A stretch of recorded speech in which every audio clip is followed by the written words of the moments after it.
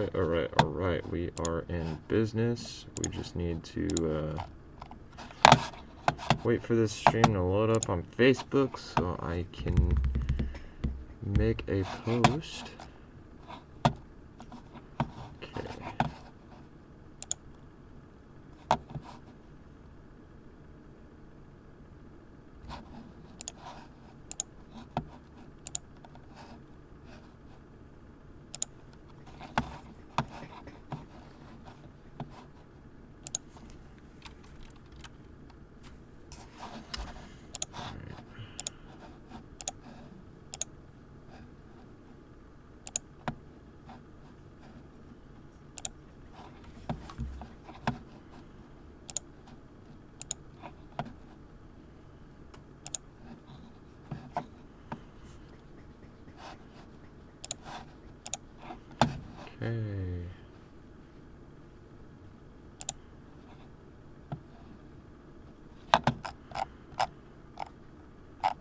Alrighty, we are in business. Got the shares going on, and we'll open it up so we can view. Seems good. What up, y'all? Gotta go ahead and just get right to it here. Today we are taking a look and opening up 2 whole cases of Divine Lightning Radiance. So, just as a preview for the box, got this. The artwork is really pretty, so pretty stoked about that. Let's see. For our very first clan dice, we got Genesis. And as usual, box toppers, no different than what they have been in the past. But we're going to go ahead and get to it.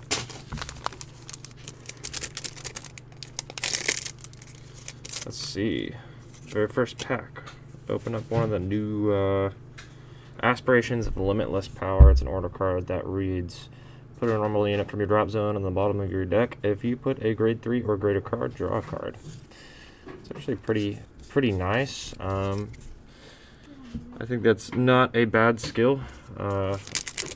Maybe we'll see use for it in the future. Granted that Bushy doesn't can order cards in V series and everything like that. And then we got our very first triple Eradicator Plasma Catapult Dragon. One of their fancy Eradicator dudes for Narukami, so that's pretty sick. We're not going to really be going through any of the commons or anything like that, just because, it's 2 whole cases. I don't want to showcase every card. So we got our first Aglavale, which is pretty sick. Artwork on this dude's pretty nice, I think.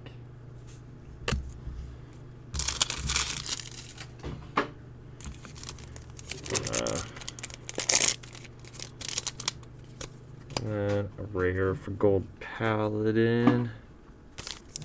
I'm actually pretty stoked that this set is finally out. Another triple R. Interesting. I don't think I've ever had a box with 3 triple Rs, or have I? I don't remember. It's been so long since I've opened boxes. But yeah, our first Genesis triple R. This set has me stoked though. I like all the clans in this set. Well, maybe not so much Genesis, but their new stuff's actually pretty decent, so pretty stoked about that. First double R Eradicator Man.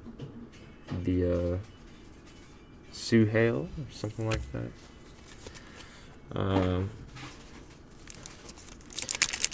Overall, the Narukami and Angels still have my heart, so I'm pretty stoked to see that. We got our first Percival. Are these thicker than Pokemon or Yu-Gi-Oh? I definitely think that they are thicker than Yu-Gi-Oh, for sure. Pokemon in recent years, yes, but old Pokemon card stock was better back in the day, so I think that the card stock on Vanguard is perfectly fine. Nice and thick. They are Yu-Gi-Oh size though, so they are a bit smaller, and I believe that adds to their general stability. However, there are the other Bushiroad card games like White Shorts and Buddy Fight that had like immaculate card stock. Just amazing card stock. But they do have to make these cards a bit thicker because some of the foiling on the very high rarity cards is like textured and very heavily detailed, and will have some like hot stamps and stuff like that. So, you know, in order to have stability in those cards that have that much detail and imprintation on them, they definitely have to have thicker card stock. We got our first Angel Feather Triple R, the Black Call Nakir. It's a really good card. I'm stoked that Angels are finally back to their like pseudo rescue style. I mean, I may as well be rescue anyways, but I'm stoked that they're back to that, because for a while there, Angels lost me in the B series. Oh, and our first Gurgawit, the infamous boy. That's so pretty. This dude's causing a ruckus in Japan. Lots of people are complaining about him. Yeah, Jay, I would say that the cards do look very pretty. And then Chalk. Yeah, you definitely have to be careful with Yu-Gi-Oh cards. They're quite flimsy. Let's see. We're gonna keep rolling here. Got our Angel Feather Crit Sentinel. Jay, I think that one of the reasons I'm really into this game in particular is due to the fact that the cards are just beautiful. Our Narukami clan dice. I'd definitely be picking up all of those, but I unfortunately no longer have my Narukami deck. Regrets, but it was worth like $400, so I just decided to go ahead and get rid of it. Rather have the money, at least for now. Oh, this is a good boy, a Mythical Beast Skull. First one of the bunch. He's one of the cooler Stride Potters from back in the day that they retrained as grade 3 searcher for Genesis. Let's see. Narukami Sentinel Crit Sentinel, Critinal, whatever you want to call him.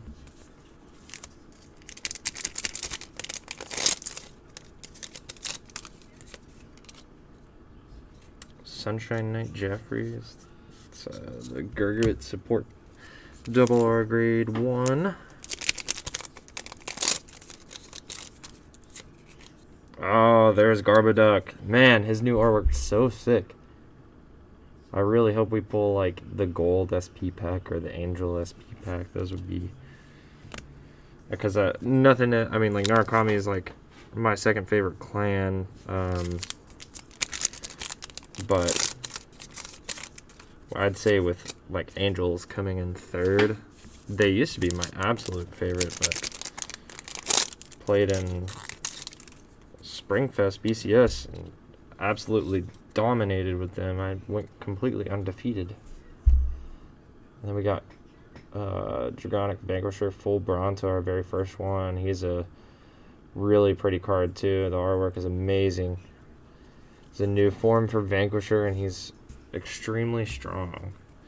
I was absolutely going to build him, but like I said, that Narukami deck was just too expensive, so I decided to get rid of it. Mainly because full Bronto is just more of the same that the old Vanquisher, or the regular V-Series Vanquisher did. Just more of the same. And I was looking for something a little different.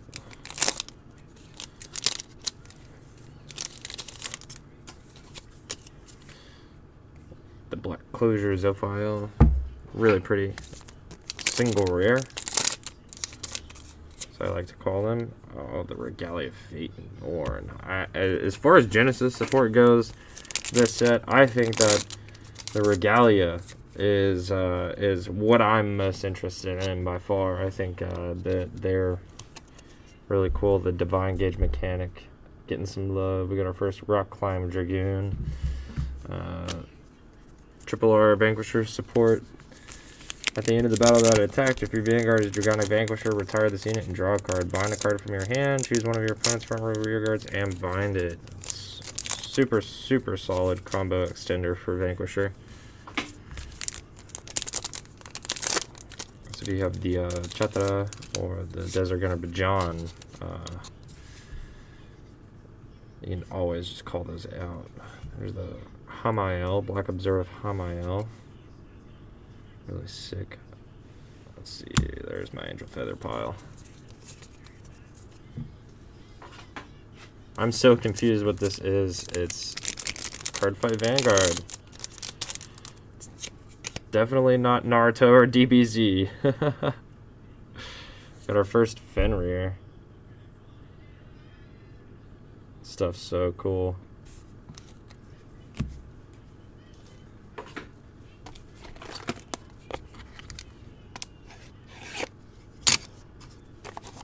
No, I do read the chat. I just get in the habit of opening some of these cards really quickly just because I am opening 40 boxes.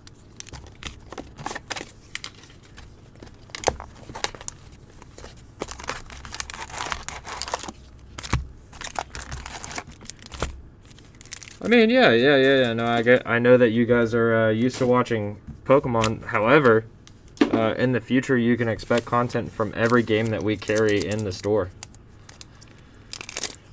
So I'm opening so many boxes because we sell a product for Cardfight Vanguard in our store where I open these boxes and I sell playsets, like 4 copies of every card from a specific clan. So the way that Vanguard works, you've got clans, and there's 24 of them. Each booster set usually supports 4 archetypes or 4 clans. So this game is super fun because there's an interesting mechanic called triggers, which this right here is a trigger. See that little yellow symbol right there indicates it is a critical trigger. So what that will do is it will do an extra damage. It's a very aggressive game, and the triggers add a little bit of RNG, because whenever your Vanguard or your main unit attacks, you'll flip the top card of your deck, and if it's a trigger, then you get the added benefit of that. You win the game by taking your opponent to 6 damage. So 2 damage is pretty detrimental. My name is Austin. I work here at Cardinal. I am the Cardfight Vanguard and Japanese card game representative.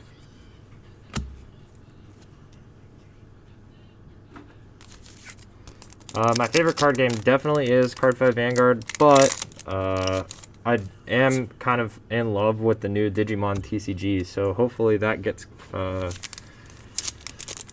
kicked off and the Bandai does a good job with that game, not like Dragon Ball Super.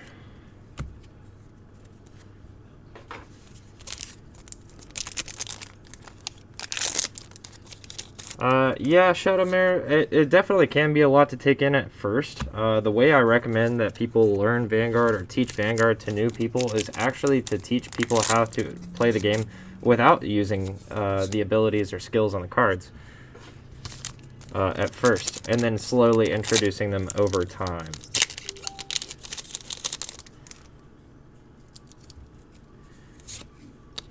Yeah, Zaid, the reason why Digimon is so expensive right now is because it was a very limited pre-release, and stores like us were only able to get a certain amount of boxes. Like, our store is massive, and we had a lot of people interested in the game, but we were only able to get 19 boxes, which is not a lot. The stuff is just super, super limited.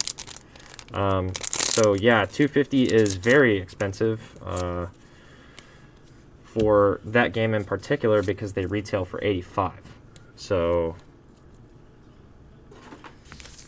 I think Flesh and Blood is a good game to invest in at the current point in time. The market is kind of exploding. I mean, Digimon and Flesh and Blood in general, I think both of them, their markets are kind of exploding. There's a lot of demand. And really, as far as playing, like when it comes to playing, the only good way to tell if a game is worth playing is if your local community can support the game. Like the reason we got Cardfight Vanguard so hype around here, we've got about 40 people that play the game that in and out of the store, and the reason we have so many people that do that is just because we built a community, because there was like an eagerness for something different around here. So if you have that and people are wanting to play different games, and people are asking about Flesh and Blood or about Digimon, then all you have to do is go to your LGS and start playing. Now, obviously, with what's going on in the world, it can be tough to find that, and I recommend that everyone stays as safe as possible. But that's how you can tell if a card game is worth playing.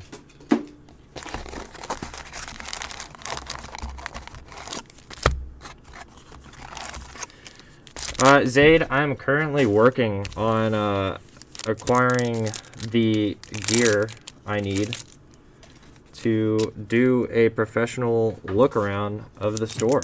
That is we've absolutely got that in the cards for the future. All I need to do is get my new camera, and I will be filming a walk around of the store, likely with Mason as the host, because I know that you all are used to his face. So, but that's we're definitely doing that.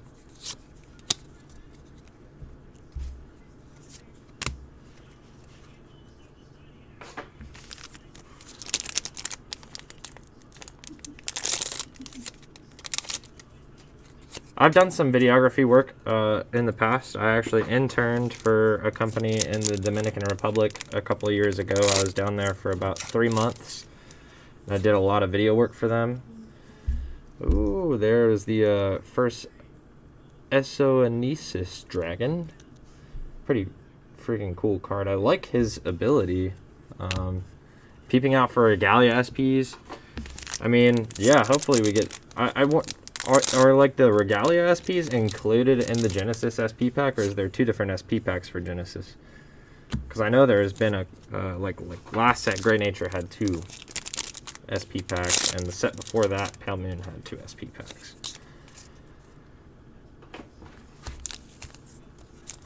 Video is where the money is at, so I did photos for a long time and then decided to move on to video. Jacob, I've not gotten any crazy good pulls yet, but I am certain that we are going to get some crazy good pulls, because 2 cases of Vanguard is a lot, and the high rarity stuff is guaranteed. So whether or not we get the best pull, I don't know, but we will get some good stuff.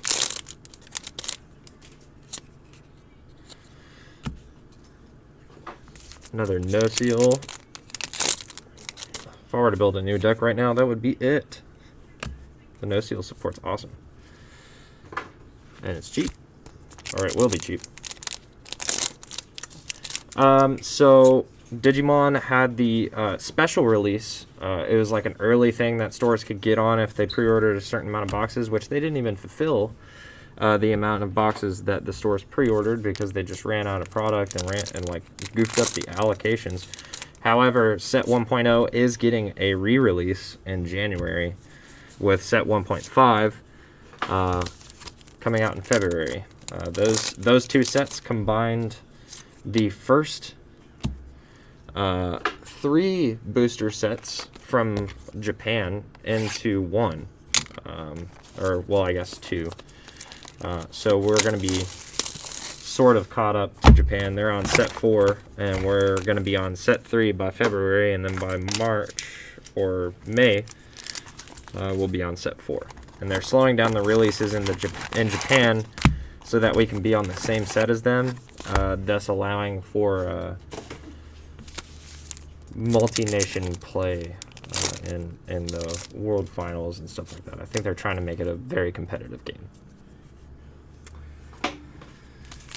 I would say that 1.0 is a good booster box to invest in because it has a colorless card that can be ran in any deck, and if you pull a copy of it, he's very expensive. He almost pays for the box himself. However, I would wait until the re-release of set 1.0 because you will see the booster boxes fall. They're not going to remain at $250.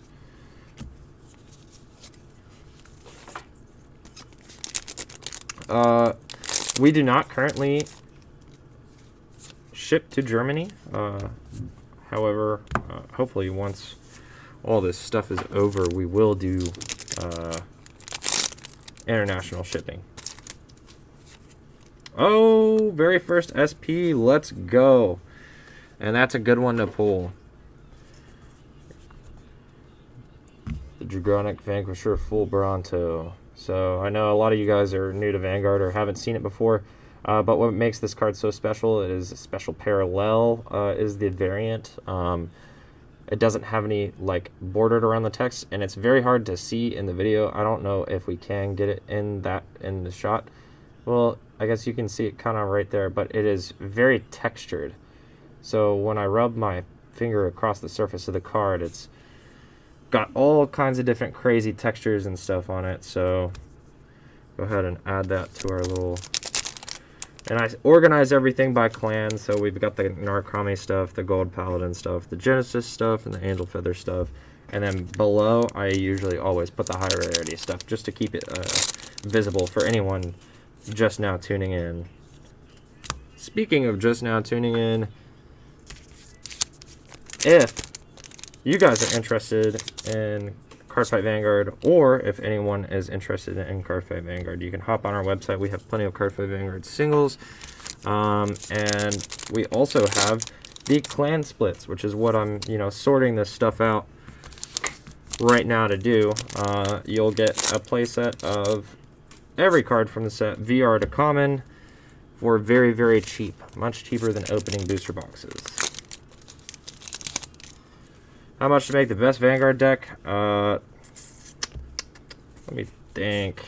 It would be Gold Paladin, which we are sold out of right now. But I believe it's like $180 to $250. I don't think it's super duper expensive. The Vanquisher SP, I don't know how much it's worth at the current point in time, but I'm gonna go ahead and take a guess that I will probably be able to sell it for 70 or 80 bucks. Which isn't bad. There's gonna be 2 more SPs, or we're gonna open up a total of 6. So there will be 5 more SPs, and then we're gonna open up 2 SP packs, which are kind of like a god pack, where all 7 cards in the pack are in the SP variant. So we're going to pull plenty of high rarity. We've already sold most of the base rarity stuff. So we're pretty much, we're going to make a pretty decent amount off this case, I think. Let's see. Zayd, I'll answer your question in just a moment. Hector, Vanguard is definitely most similar to Yu-Gi-Oh! It was developed by the same guy. Akira Ito wrote the manga for both games, so it's most similar to Yu-Gi-Oh! But without all the complexities of like synchro summoning and stuff like that. It's a very like attack and defend game. There's not spell cards in Vanguard just yet. We do have some cards called order cards, but they're not really good. Nobody really runs them. It's basically a game of attack and defense. With randomized bonuses that you get for either drive checking or damage checking, which both of those are the action of taking the top card of your deck and flipping it. And then there will be, you know, a draw trigger, or you can heal a damage, or you can give plus 10,000 power to your front row, which isn't a lot. I mean, it is, but... Or, you know, you can do an extra damage. Stuff like that.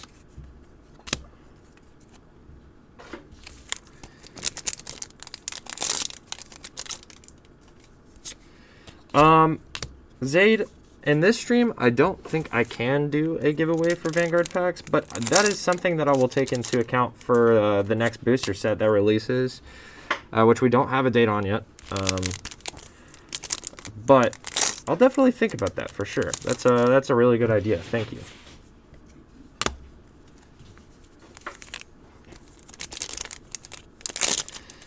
Tips to start getting into Vanguard. So, believe it or not, there are actually good resources in the anime. The anime will explain the game pretty well. There's a Learn How to Play episode specifically, and they do a really good job of explaining it. And then as far as singles go, you can go to cardinalgaming.com, and we'll have plenty of Vanguard singles there. So.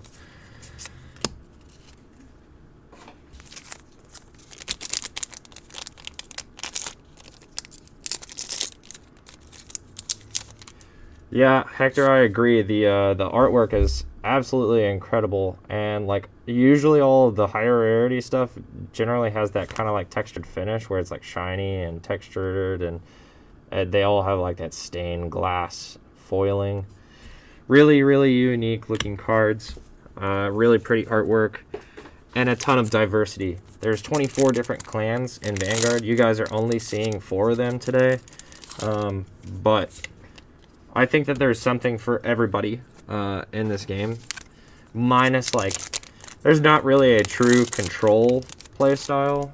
There's a couple of pseudo-control playstyles that get pretty close to being control decks. But like I said, the game is, like, attack and defense. So, oh, yes. Oh, man, she's so pretty. Black Shiver Gavriel. She's one of my girls back in the day when Vanguard was in the G era. And carries that pseudo rescue check playstyle. She, you know, really, really cool. Angel Feather's whole thing is that they revive cards from their damage, and like they're a very toolboxy clan, which is why I like them so much.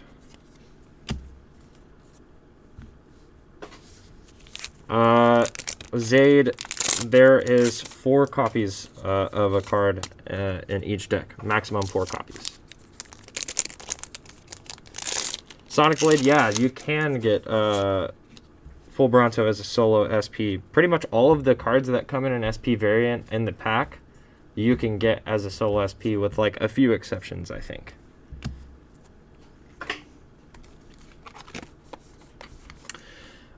No, Zaid, we are on main booster set 12, and there is extra boosters as well, and we're on booster 14 for the V series.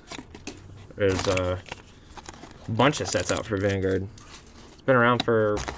We've been in V series for 2.5 years now, and we're getting ready to go into a new era.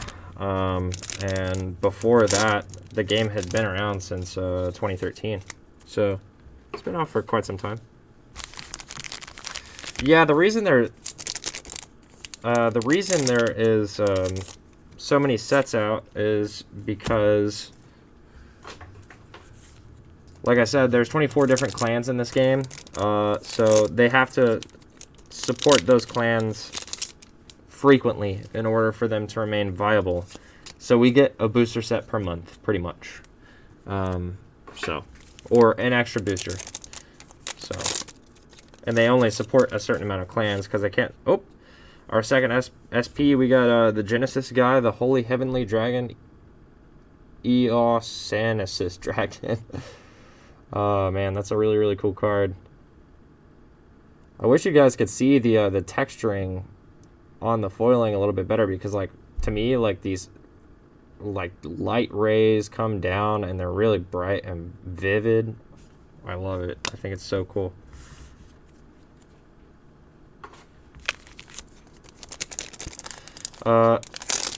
Hector, the pull rates per box, so they're actually a guaranteed allotment in a case. So a case is 20 boxes. In one case, you'll receive 3 SPs, and then 1 SP pack, which is a God pack. You know, all 7 cards in the pack are going to be SP variant. But they are guaranteed, so I will have 6 SPs and 2 SP packs in front of me by the end of this stream.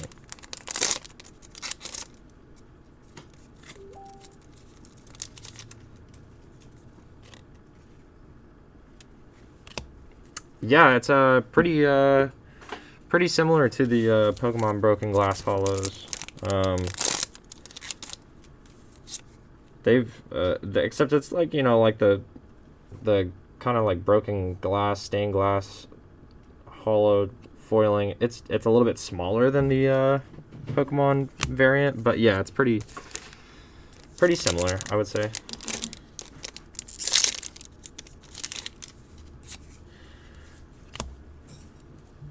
Another Genesis boy.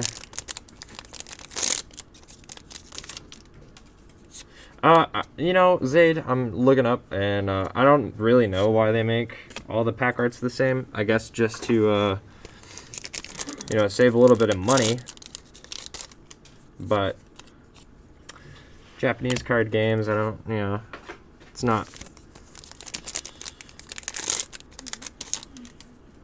Some Regalia SPs, yeah, that'd be tight. I mean, if you're interested in Regalia SPs, for those of you who don't know, you can message the store or you can message me directly, and we'll work out any deals that need to be made for any of the high rarity stuff that I pull on stream today. And then if you're interested in any clan splits or anything like that from this set or future sets, you can hop on to cardinalgaming.com and go to TCG singles and then Vanguard clan splits, and all of our stuff is available right then and there.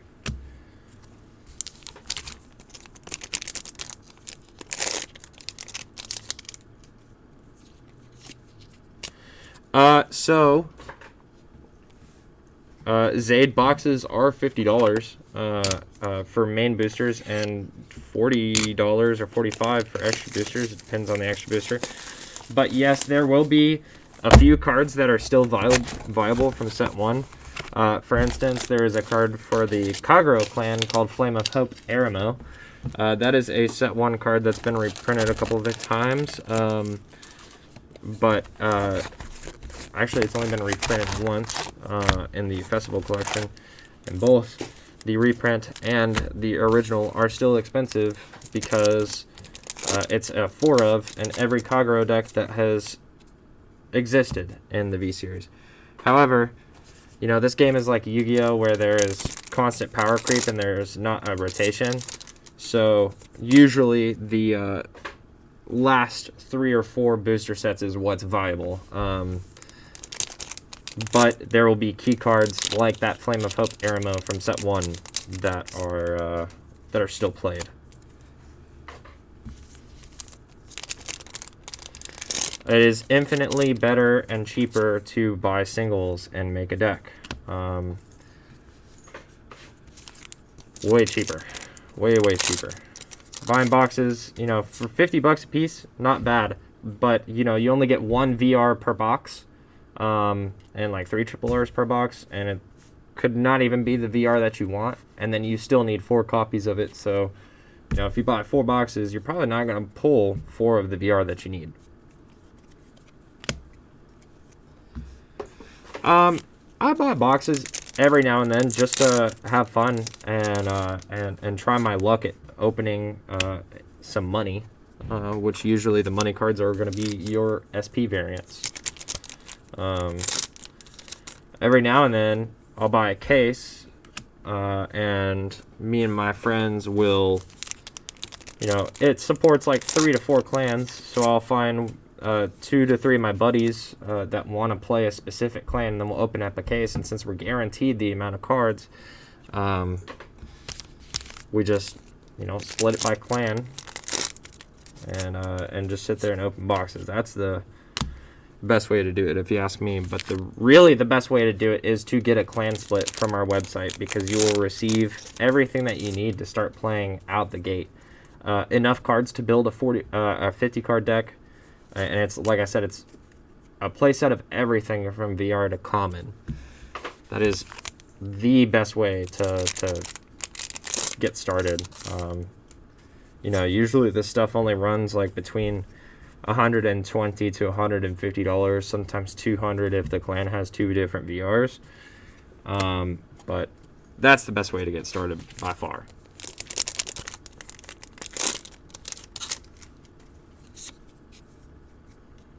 If you gave me $200 to $300, could I get you something good? Yeah, I could definitely build you a tier 1 deck for sure.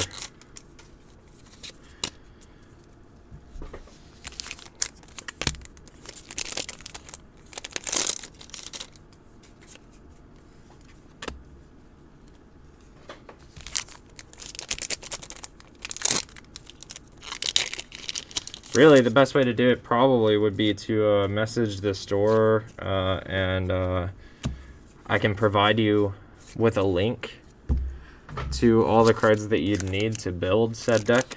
Or I can, like, maybe even build you a shopping cart, or just like invoice you even. Our first Draconic Descendant. This card's so freaking badass. So sick. I love the Eradicator archetype in Narukami. If I were to rebuild Narukami, that would definitely be what I'd want to play, but it's still a little expensive, so. But yeah, like I was saying, Zaid, if you would like to message the store, I can send you an invoice with all of the cards that you'd need to build a really strong deck. It would likely be of the Shadow Paladin clan. It's really, really cool. They have like wizards and stuff like that. So wizards and dark knights and lots of really cool stuff.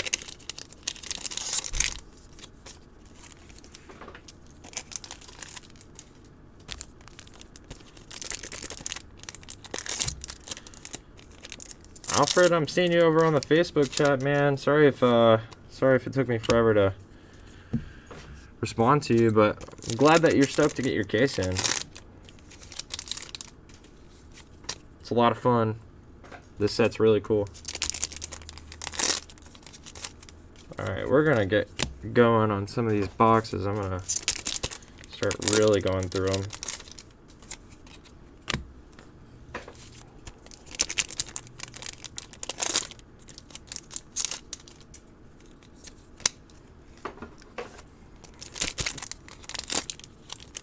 Oh no! Sometimes the pack perforation like gets messed up.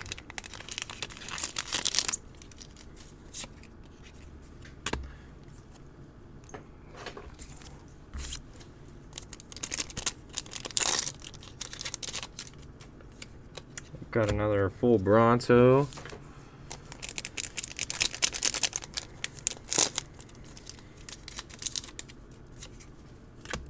Another Paramore. Oh.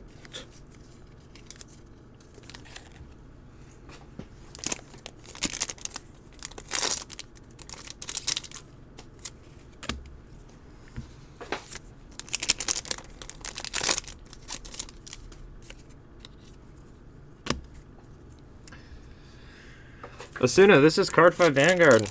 If you're unfamiliar with it, I was talking in chat earlier about it. It is a Japanese card game developed and an anime developed and written by Akira Ito, the same dude that did Yu-Gi-Oh! A lot of the same people that made Yu-Gi-Oh! Made this game. It's been around since 2013 here in the States, so it's really fun.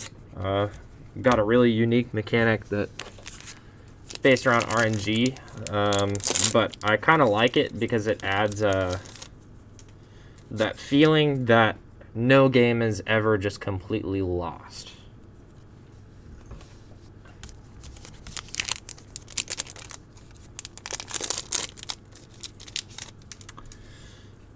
Zayd, I am not related to Mason, but I just opened up some really hot stuff. Yo, SP pack for Gavrael. This stuff is so sick. Oh man, this is probably like the second best one you can open. What a freaking beautiful, beautiful pack. Sonic Blade, I play both premium and standard. I'm a Dark Irregulars player, and I also play Narukami and Angel Feather. But Dark Irregulars is the only deck that I currently own right now. Yo, that's so sick. Zayd, I am not related to Mason. I've been working here at Cardinal for a little while as the Cardfight Vanguard / Japanese card game representative. Hey Patrick. Hello. Opened up some cool stuff. You got an SP pack? Yeah, Angels. It's like maybe the second best one. So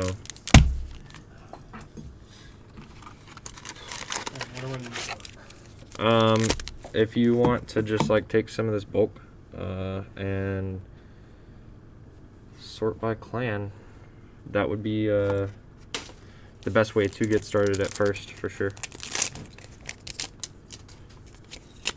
Guys, Patrick's also works here. He's coming in to help me get some of this stuff sorted while I'm opening up the cards. That way it's a little less strenuous after the stream is over for me to pack up all the clan splits and orders for everyone. So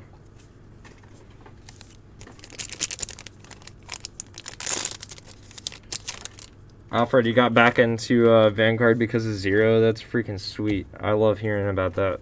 That's so cool how a mobile game can get people back into the game. And you picked a good set to do it. This is a great set. Golds and Angels definitely are the stars of the show by far. And then Narukami has just been good, so it's going to remain good.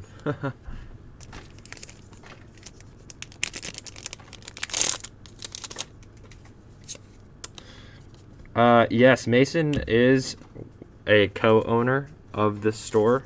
Our other co-owner of the store, his name is Zach. He does all the repairs for the store. He used to stream to this channel before Mason did all the Pokemon stuff and got the channel really big. But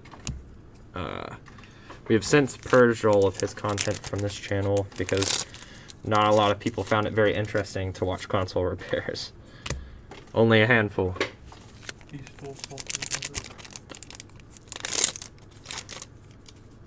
The mobile game is pretty good for what it is. I actually used to stream / do YouTube for the mobile game not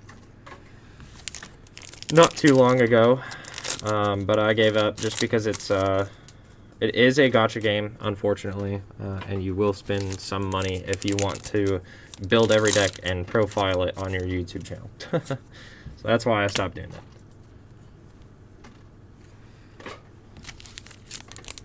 Zayd, I think that you could have fun if you were to play against yourself, but really what you could do is either get a feel for the game by playing the mobile game. It's called Vanguard Zero. Or you could join the Vanguardians Facebook page. It's called Vanguardians Worldwide Cardfight Vanguard Group or something like that. And then like maybe meet a few people that you could play with on a tabletop simulator, or there's another program called Cardfight Area. It's it's not that intuitive, and it's kind of difficult to use. But with somebody, if you met them on there, or if you were to like join a Discord server for Vanguard, then I think that you could meet somebody to play with on a mobile platform and kind of get a feel for the game before you actually bought a couple decks.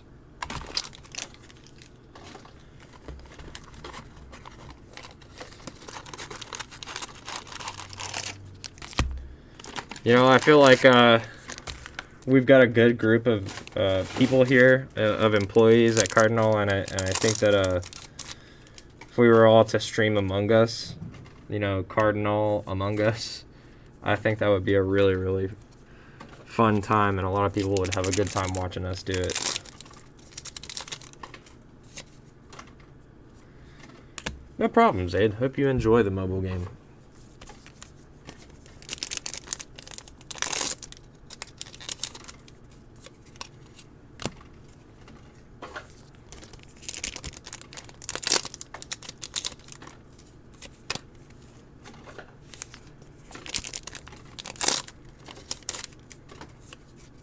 Keep in mind with that mobile game that it is different. It's kind of like the Duel Links for Yu-Gi-Oh! How the game is not entirely similar, but shares some mechanics. Elements of poker. I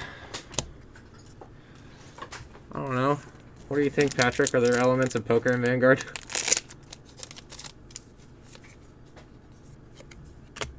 Maybe, but it's like it can come across all card games, really. Man.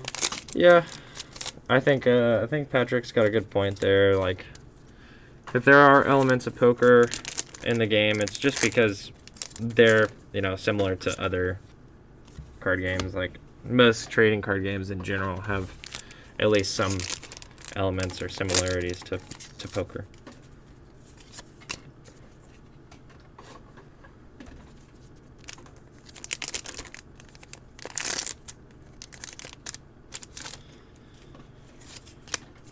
That is a good idea, Zaid. Maybe I'll take that into account. Right now, I'm actually just going through the store's backlog of all our Cardfight Vanguard stock and like organizing it and sorting it and building set boxes. That way we can actually sell this stuff on our website.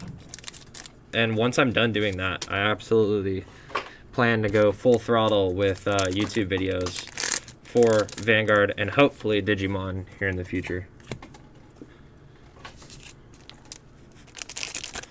Unfortunately, while the store is open, I do have to wear my mask. Just because we've got a bunch of people working and all that stuff. You know, particles landing on the keyboard and video equipment and stuff like that. Yeah. If I were to do this stuff while the store was closed, maybe I could take my mask off, but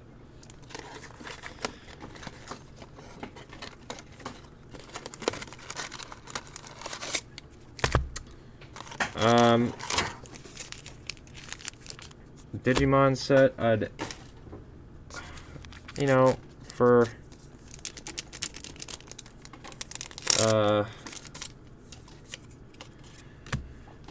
you know, for Digimon, it's really kind of hard to say if there is going to be an investing market.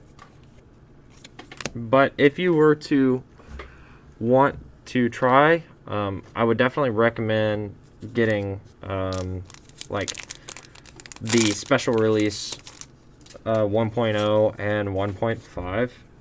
Just because it's really unique in the fact that it combined the first 3 sets from Japan. And there's a big pool of cards that you can get. So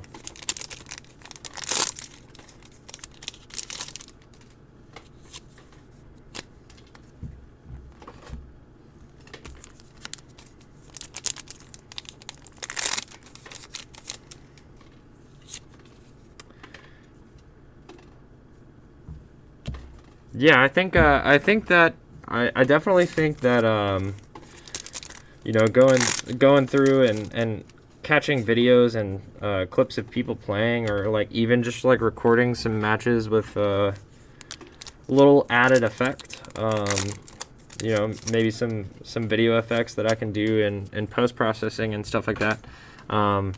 We can definitely make some really cool content for this channel, specifically for Vanguard, and maybe get more people into the game. That'd be pretty cool.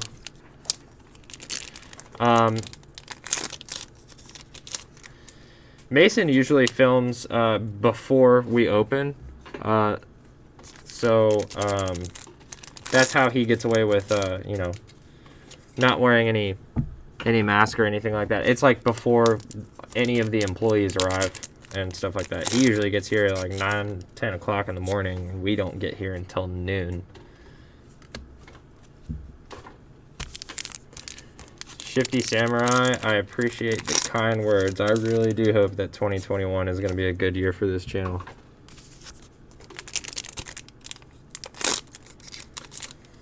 But our store right now isn't actually open for casual play. We're not looking at reopening for casual play or like in-store play until the mask mandate is gone.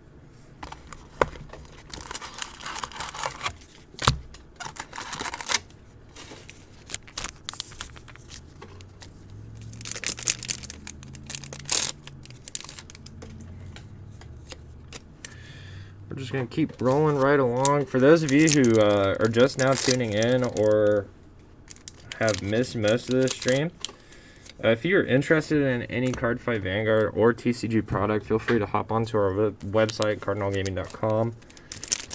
If you are interested in Vanguard, or if you're a current Vanguard player and you need a clan split, we do have Norakami and Genesis clan splits from this set still available. Just hop onto our website and you can go ahead and pick them up there. I will be packaging these up and sending them out tonight. So you will have them by Friday, which is the release day.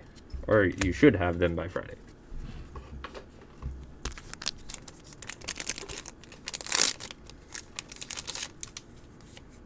Hopefully, we'll actually be able to do some Pokemon box opening, or not Pokemon, Digimon box openings here in the future. I would like to. However, they're having some distribution troubles, so we don't even know if we're going to get any of the next two sets. We didn't fairly, our pre-order allocation was locked in as a back order allocation, and we do not have first dibs on any of the product coming out in January or February. But if we get some, I'll be sure to open it up on stream and on the YouTube channel. Oh, interesting. I'm like, what's this shiny thing doing in the bowl? So Patrick, all right, so they must have hidden this in the middle of the pack. Patrick just found the another secret rare Valkyrian, which is like the highest rarity card that you can pull from the set. He just found it in the book. Oh man, that's super funny. Man, that's 2 ASRs in a row. We're killing it. One of the ASR pulls here in the store. I pulled the ASR Glory Maelstrom, or not the Glory, but the normal Maelstrom. I pulled the ASR last set, and then I guess we're pulling the ASR for. Man, I wish I could have caught that moment on camera, but oh well. That's even funnier. I'm like, I knew shit. Damn. They just. Yo, that's poggers. Yo, dude. Oh man, that's funny. That's super, super funny. Just, yes. Sailing through the bulk. I guess I'm gonna have to, for future sets, now that we've opened the ASR, there's no chance of us opening up another one because it's, you know, I opened this out of a master case, which is 2 sealed cases together. So I don't think there's a chance of us pulling another one. If we did, that would be literally bonkers. I guess I have 1 pack left from this box.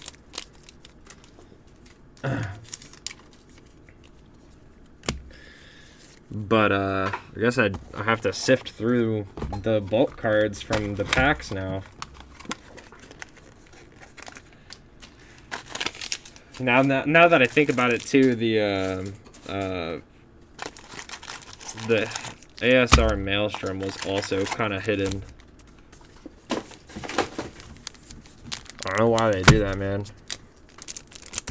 Get people confused. Have people missing out on money.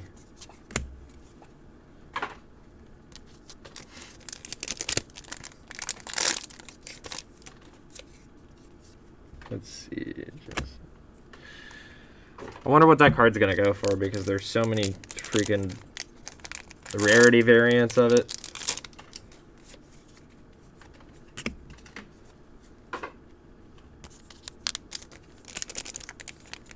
The front rare slot instead of the back rare slot.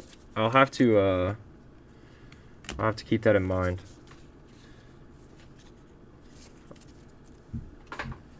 If I pull another one, I'll report back to you on that, Alfred,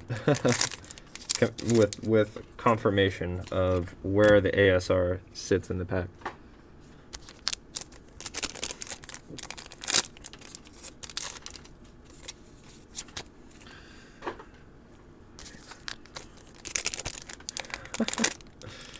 Still super funny.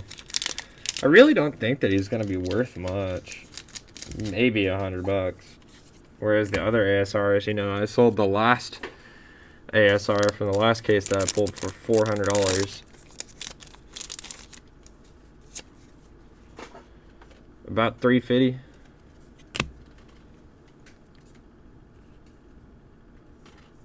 Sure, I'll sell it to you for $350.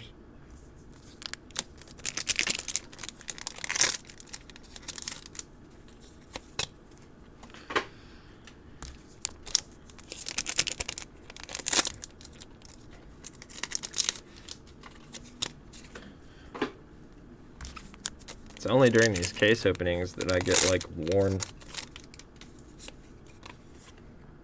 I might have to dispose of my hoodie. Alright.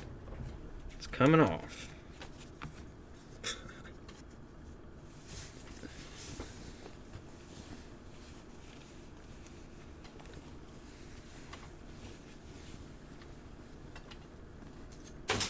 Throw that over there for now.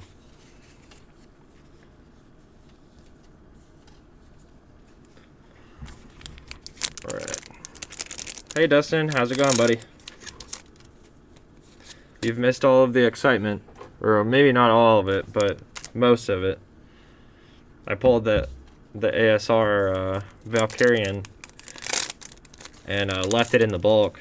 And then Patrick's over there sorting through it right now, and he's like, hey, you missed something. Hands me the card.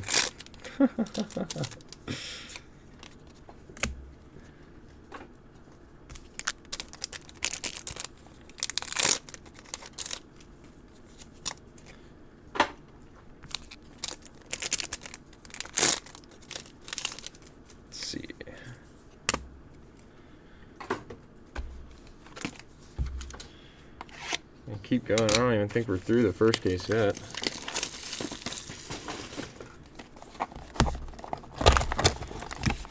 Hey, it's alright. 4 o'clock.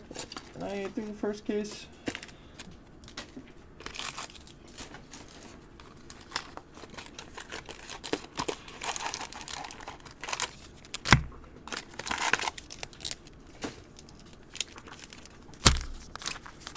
Hello, Trevor.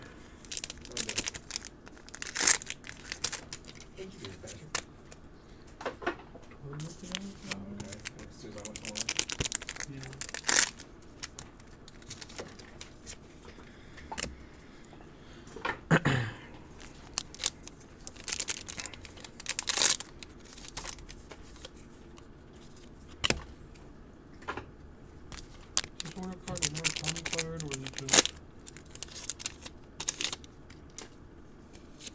Listen.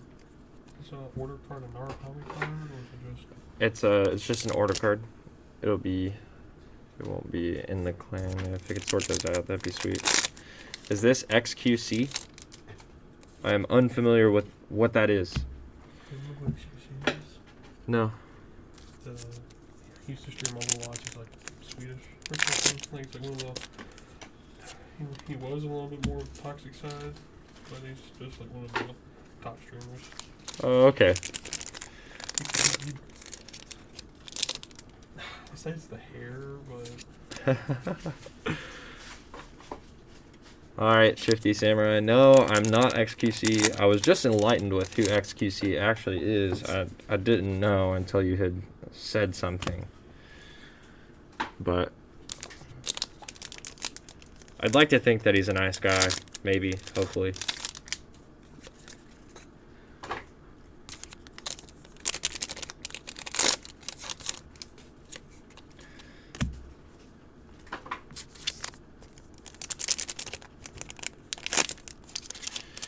Dustin, I was just talking about that, man. I don't know if okay, yeah, I can kind of see it, I guess. I was just talking about that, man. I don't know if ASR Valkyrian is gonna be expensive, because like you said, he is printed in every support that Genesis has received since Infinity Cradle. I'd say max 150 within a week.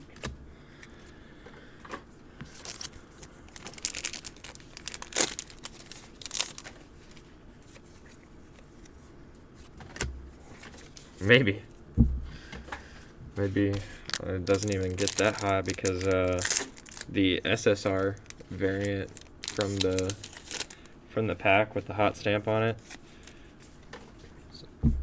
$20.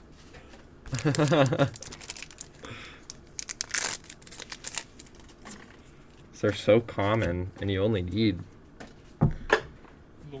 the one, yeah.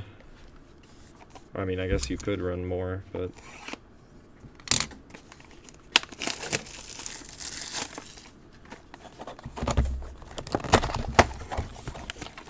I just think it's dope how we got 2 ASRs in a row.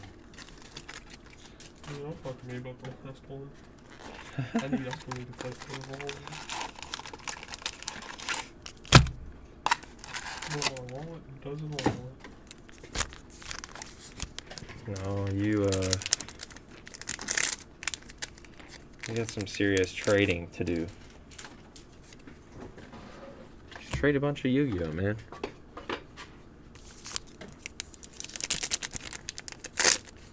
Sure, somebody out there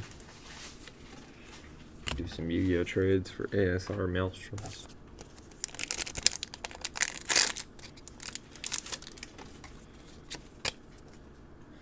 Yo, we're up at 31 viewers total. That's freaking sick. I'm stoked that Mason's YouTube adventures have added some extra benefits for me here on the channel too. Pretty sick.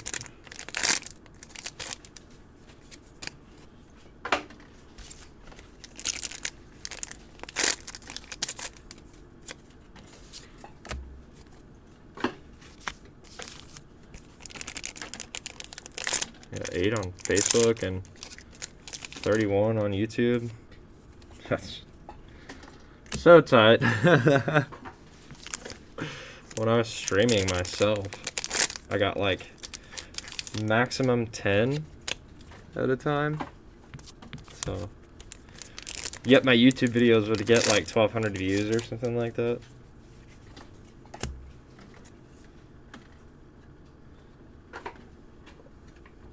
Yes, Zaid, I am right now, I am definitely being paid to open packs. I can say that it is a sweet gig. Definitely one of the better jobs that I've had, if not the best. Who am I kidding? It really is the best. Getting paid to open literally hundreds of packs. Although it does get a little tiresome after a couple of hours. You know. Also a good way to kill your drive for buying the set. Yeah, exactly.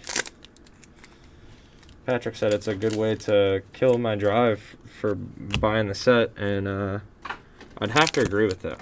I've not bought packs or like boxes in a long time. Specifically just because I open them all the time.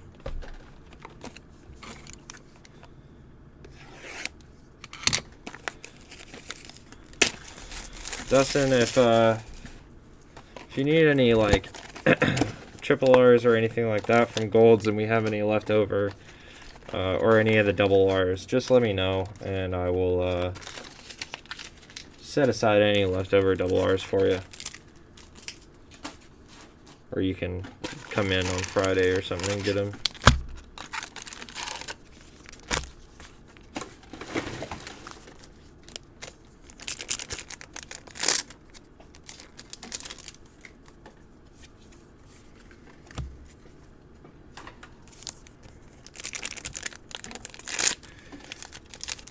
Erg TV, I am not opening these to sell the singles. So the way that Vanguard works is it's broken down into 24 clans, and in this booster box there is 4 clans that are supported. So what I do is I take a play sets of each VR. So like, you know, this is a VR. The highest base rarity card. Take playsets of all the base rarity cards from a given clan, and sell them as a split. And with 2 cases, I get 3 of each clan, 3 splits of each clan. And then from that point, I hold on to any high rarity cards or any extra cards, and I sell those as singles.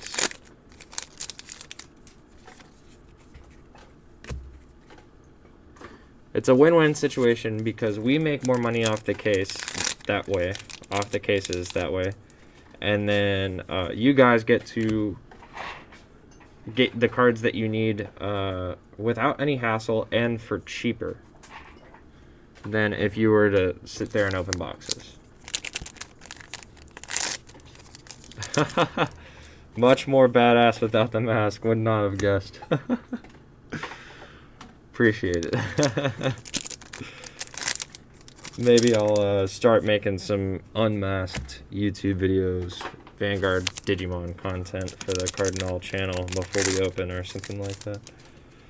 Only fans coming soon.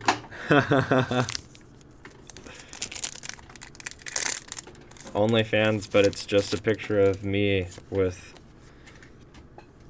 my mustache, stroking it, the mustache.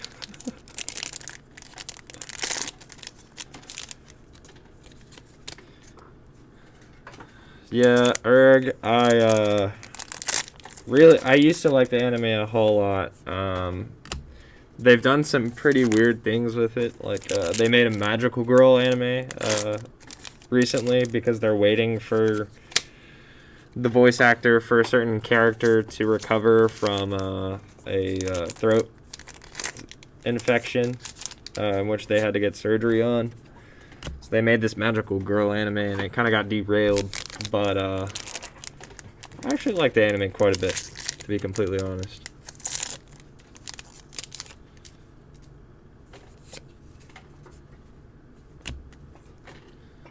Alfred's out here looking for gold SP packs. Well, buddy, if you need one and I pull one, I'll be sure to message you. Or you can message this store during the stream and we'll get you sorted out. I'm pretty easy to work with.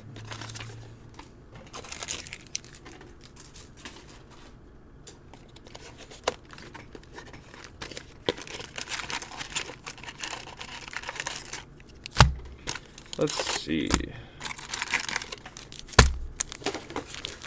I haven't even been counting. So we got 6 boxes on that side. That's another 6, so 12, and then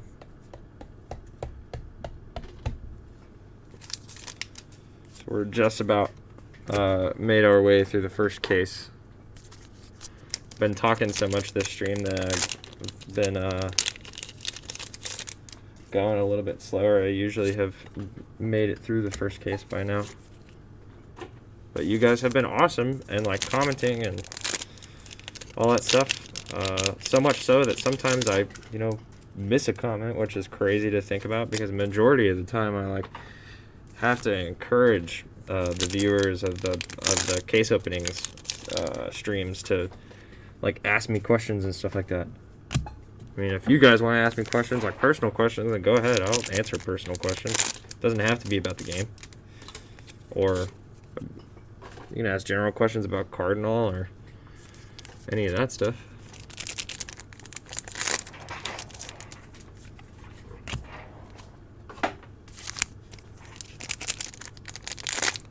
But it's pretty freaking cool to have so much interaction.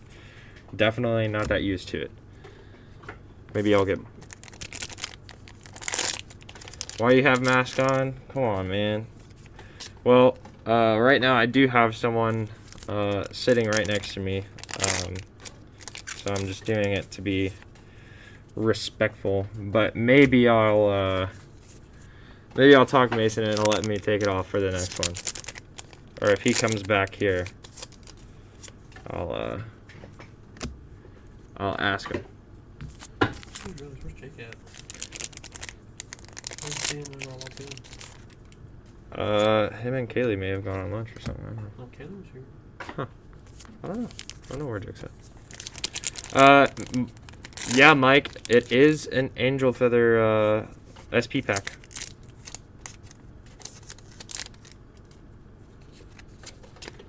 Dustin, I don't think that Full Bronto is the highest.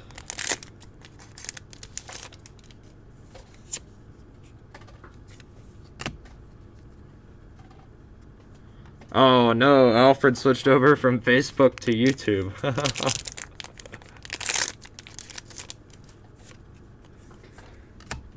Can I... What's the multi-stream chat function? I want to see that. Stream chat read only? Okay, no.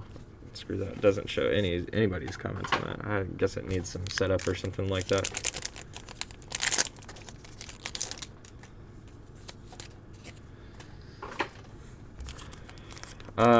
For Vanguard, I think that prices in the US definitely are cheaper than anywhere else, and I don't get it. Maybe it's because there are so many people that are doing box breaks, like exactly what I'm doing right now, that are even retail prices.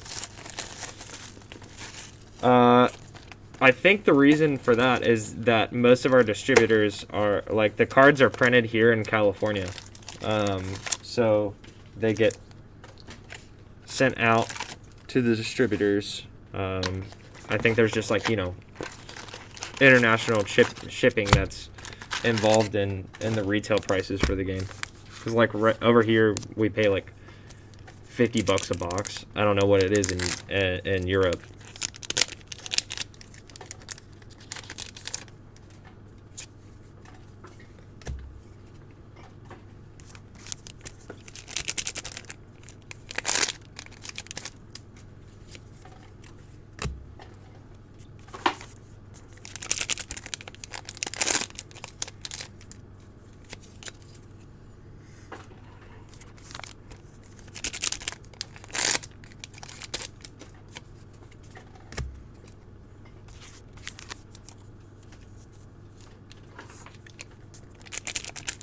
Seeing the PG and the Angel Feather SP pack is such a meme, considering all the Gabriel lists in Japan are 16 crit. Are they really? I mean, I looked at a couple a few weeks ago, and it seemed like people were still running draw PGs, but oh well, that's cool.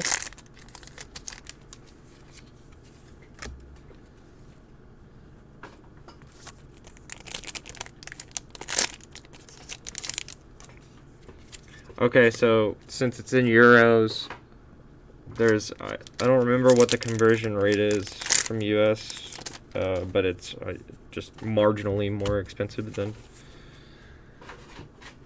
US dollars. That's reasonable. I mean, I figure that is literally solely due to the shipping costs of sending that stuff out internationally.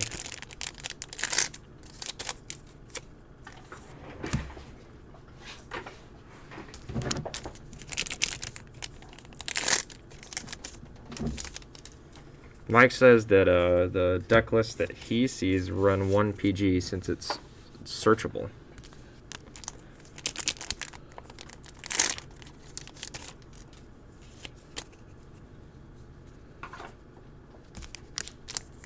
That makes a lot of sense, actually.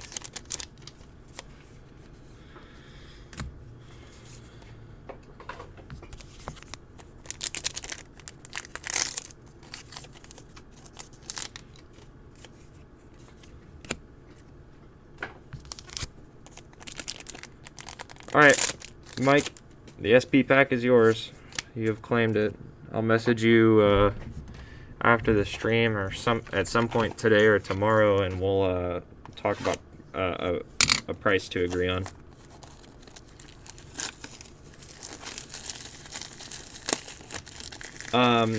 Shifty, we have placed our order. We have asked for a certain amount of Shining Fates. And once we have confirmation on whether we're getting that amount less or more, we'll be opening up pre-orders on our website. It should be somewhere in the middle of January, so here just in a couple of weeks, like 3 weeks from now, we'll have that information. And we'll make, a Facebook post about it. It'll be big. There'll probably be maybe even a YouTube video or something like that. I don't know. But definitely be keeping an eye on our website for Shining Fates middle of January.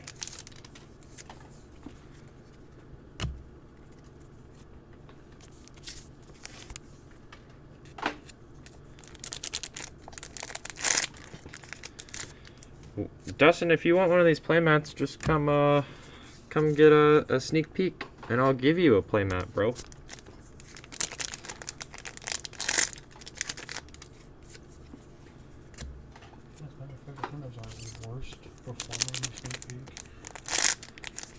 Yes, definitely.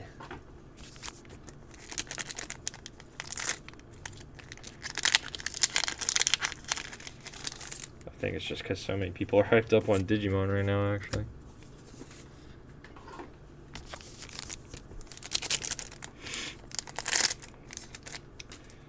I think I'd be fine with, at least in Gabrielle, running 1 PG, since it's searchable.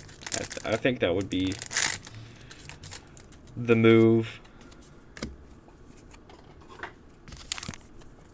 I don't think that one extra crit's really going to provide that big of a difference.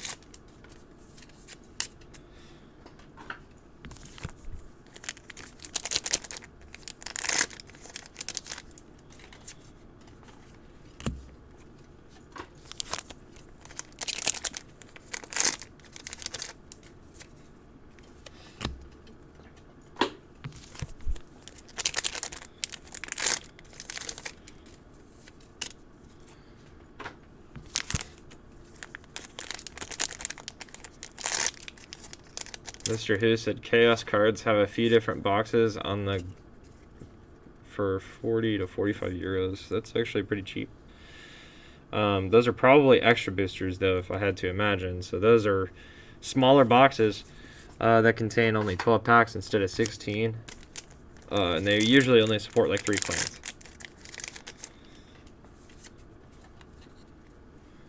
Alfred, I'm assuming if you're going to use the Ezel playmat over Gurgwit, you should, you're a, more of an Ezel fan then.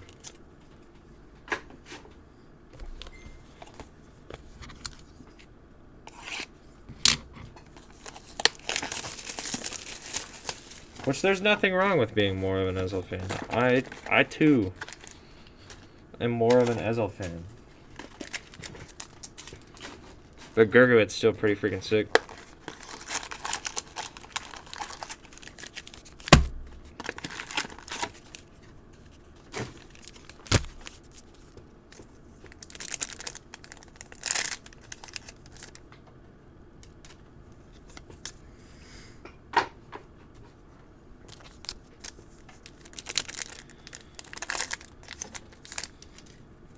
Yo! Genesis SP pack, let's go. It's the Fenrir one. That's tight.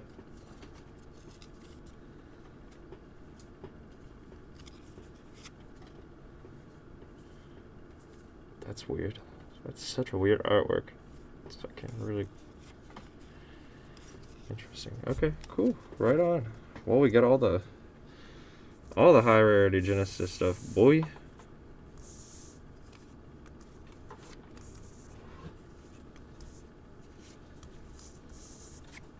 Sure, I'll set him aside for now. Sick.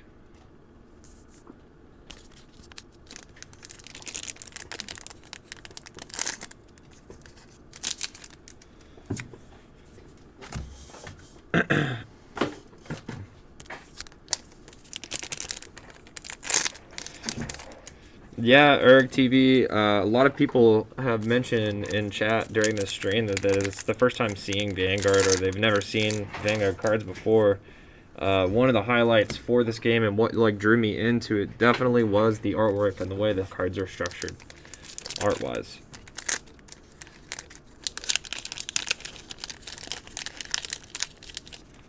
Alfred, I agree with you. Kushinada is very sick PG artwork. At least in the V series. There were some really cool ones back in the day.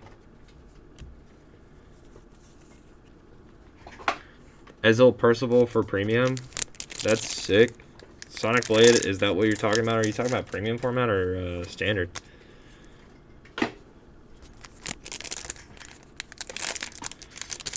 Dustin, I'm gonna have to agree with you on playing Vanguard competitively. Like it's definitely a game that's near and dear to my heart, and you know, in this time of playing a little bit more Digimon than Vanguard, it's still gonna be there always. Card art and the anime is definitely what got me into Vanguard. I agree.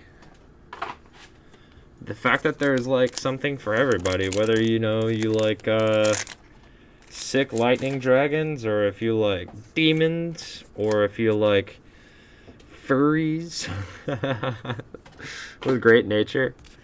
I think there is something for everyone in Vanguard.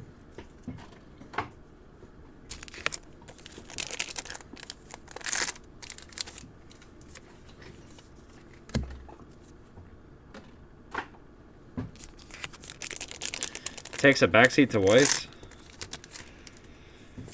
Me personally, I never was able to get into Weiss, honestly, and I don't know if it's just like they've done some collaborations that I really like here recently, like the Golden Wind set was sick, the Persona 5 set was sick, and now they've got Mob Psych. We got the new Mob Psych set in today. That stuff's really, really cool. I think if they ever do Demon Slayer Weiss, then I'll play Weiss.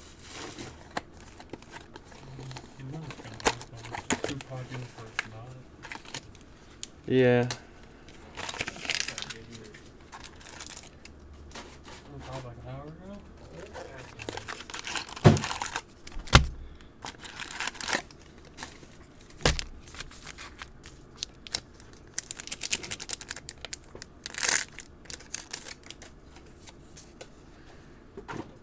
Yeah, Shining Knights are cool. My thing with the Paladin clans though is that aside from golds, they all, I mean, like even golds shares some stuff with the other Paladin clans. They all play pretty similarly. It's just that golds are, you know, check X amount of cards off the top of your deck and call X amount from among them. Rather than just like Royals, which is like 2 to your deck for Blaster Blade. And Shadows, which is like 2 to your deck for Blaster Dark.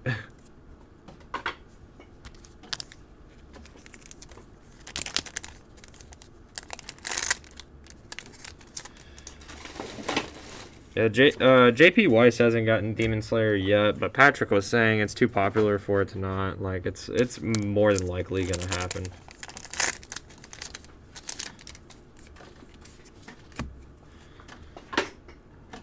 We are running out. No, we got plenty more boxes. Another EOS Anesys Dragon SP from our second case.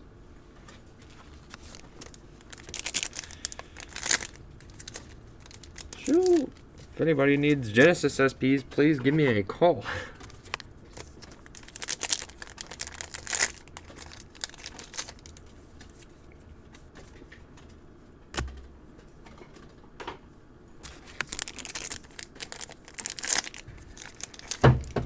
So that's 1, 2, 3.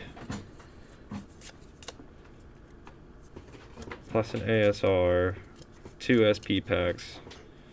So we should still have 3 SPs to go.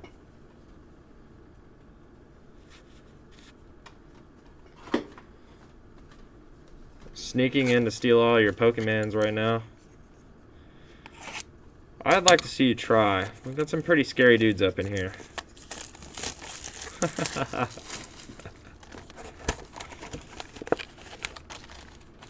One of your favorite decks to play right now is Majesty Lord Blaster. Yeah, Majesty Lord Blaster is pretty sick. Heavily considering scooping the Fenrir pack. No, I don't have a price on it right now. Message the store on Facebook, and I'll respond to you after the stream and let you know what I want for it.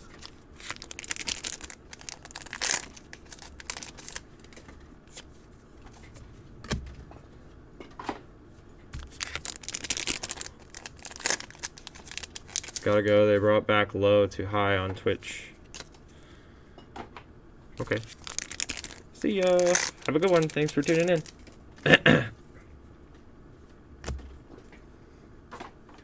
Been playing mostly Zarzan Ezel, but the deck doesn't feel great when I don't open Tempest Sphere and Bobo. Yeah. I would have to say that playing any Zarzan variant in premium right now is a little unreliable since he is limited to 1.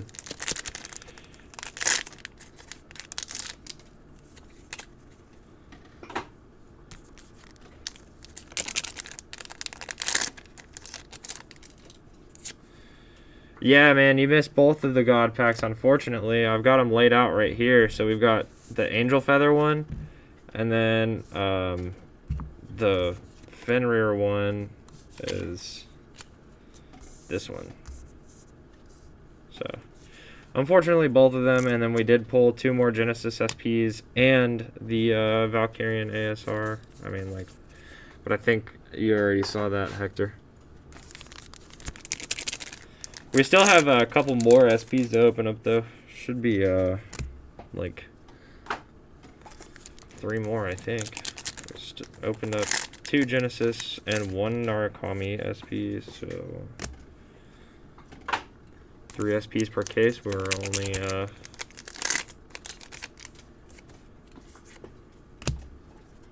just 1 case in right now, so we got 3 more to go. No SP Regalia, just the EOS Anesys Dragon, and Valkyrian and Fenrir pack.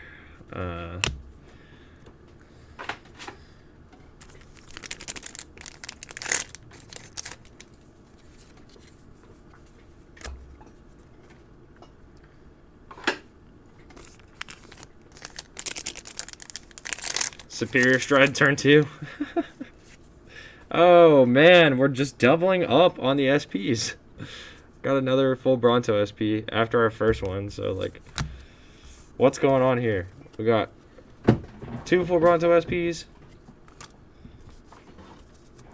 2 Eogenesis Dragon SPs. It's ridiculous. Let's get some variants up in here. Let's get some some SP Regalia.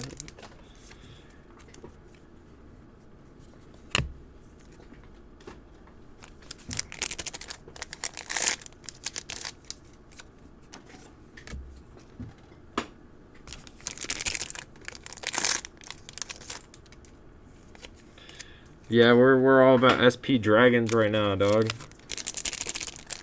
Just straight up SP Dragons. That's it. If it ain't dragons, we don't want that shit.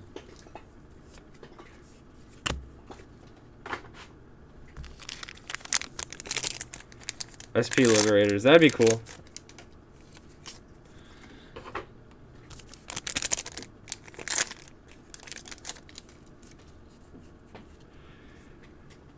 And either of the Bluish Flame Boys and an SP variant would be pretty cool. 2 of the same case except for the SP pack. I don't know, man. I don't know if that's possible. If we did get 2 of the same case but the SP pack, then we're probably gonna, maybe we'll get another ASR Valkyrian. That would be literally nuts. But very unlikely because I did open this from a master case. So, but factory errors happen, man. Maybe today is in our favor.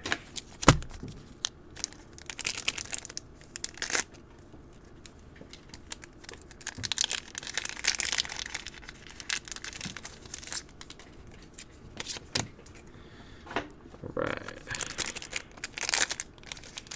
Keep going though. I thought that was a SP Skull there for a second.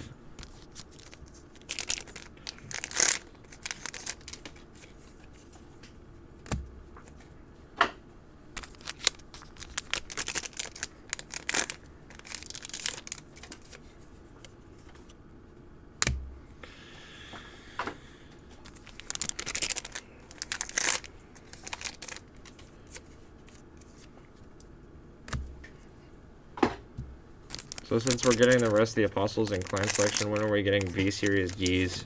Kappa. I doubt that we'll get V-Series G's. Honestly, like, I'm really curious as to whether or not they're going to push V-Series into Premium and then start over with Overdress again. I don't think they will, but they just announced yesterday that the big product reveal stream is happening on the 17th and 18th of next month, and they split Rebirth for You and Weiss from Vanguard. Vanguard has its own day of product reveals, so that stream is going to be like forever long, because usually it's just part of the one stream. So they obviously have like a lot to talk about when it comes to Overdress, and just hoping that it doesn't phase things out. What up, Mason? Hey, how are we looking over here? Oh, dude, we're fire. Chat's been blowing me up the entire time. Well, that's nice. You're not just here by yourself. No, I'm not here by myself. 34 viewers on YouTube. 5. We've been up to 10 or 15 on Facebook. Nice. They want to see my face, Mason. I know. Might have to do the streams after hours.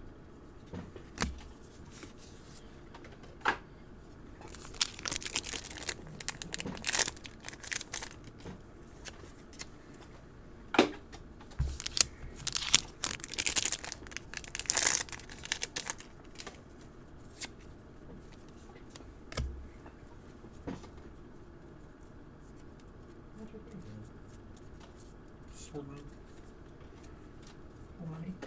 Mm-hmm. Sowing, Gridora, Luard, Valios, CBD, and Gastile.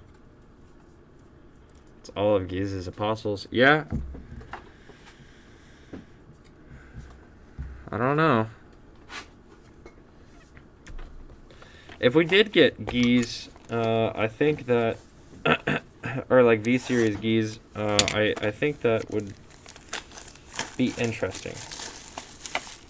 And I don't think that he would be so busted as he was like the when Giz first came out. It seemed like that's all anybody was playing was some variant of Giz, but I don't know. They haven't done a lot of Cray Elementals in V Series, so.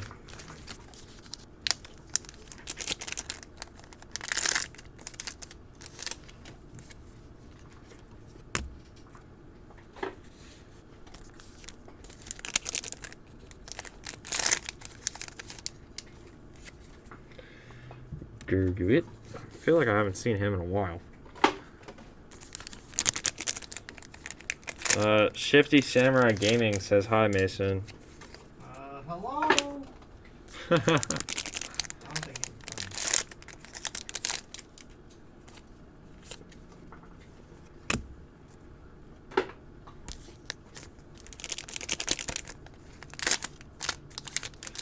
Most of the people tuning in today, or that have tuned in today, have just been followers of yours that just hanging out with me. They're like, yo, what's up? What's this card game? We are here for Pokemon. There is no Pokemon. What is this?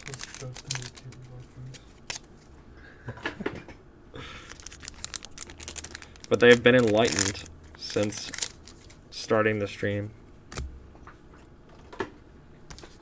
No, Vanguard's cool. I mean, it's pretty hype, I think.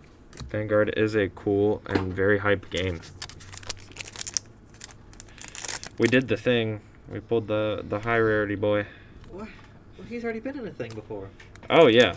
He's not going to be worth anything, but still, that's like the 1 in 12 cases. Well, I want the good stuff. Where's the good stuff at?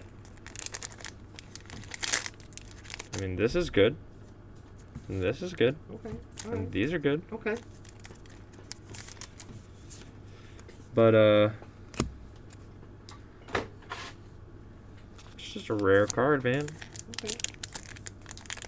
It's got some variants to it. We're not using OBS, actually. We're using Streamlabs. Well, Streamlabs is OBS, but yeah. Talking about OBS Studio. I mean, doesn't the S in OBS stand for studio?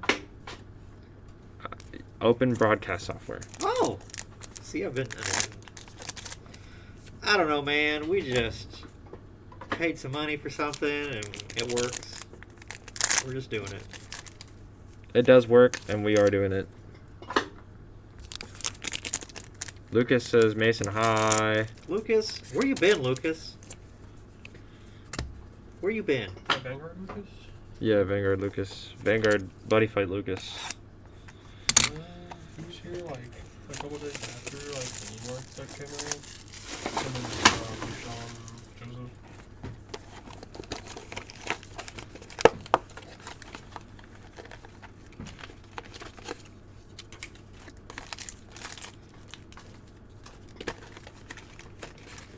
The cool thing about Streamlabs, though, versus OBS Studio is that it is easier to set up multi-stream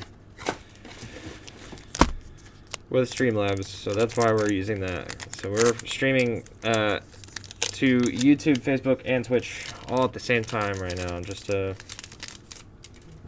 widen our audience. Those poor Twitch watchers that... Never have any interaction. We need to get Zach to set up the multi-stream chat. Because ideally, you should be able to click on this option right here. And then... Oh, what? And see some stuff, yeah. What the freaking heck? Okay.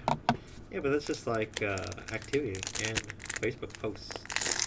Let's put YouTube in here. Oh yeah, it does. Yeah, it does. What? Hey, somebody type something. Yeah. Type some stuff. All right, chat. I'm asking you to blow up the chat right now from both sources: YouTube, Facebook, Twitch. Yeah, we're gonna try this out. We're gonna try and see. Wherever you're watching, blow up the chat.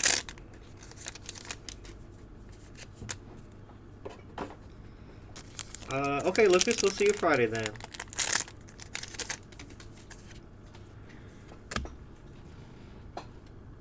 Dustin says hi, hi, hi. Alright, sick. For the longest time, the multi-stream wasn't working. Like, I had it turned on earlier. Turn it on for just a moment. Explosions. Say it one more time. Say what one more time? Huh?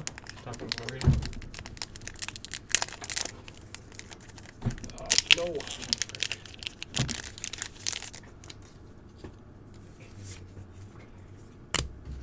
Alright, chat.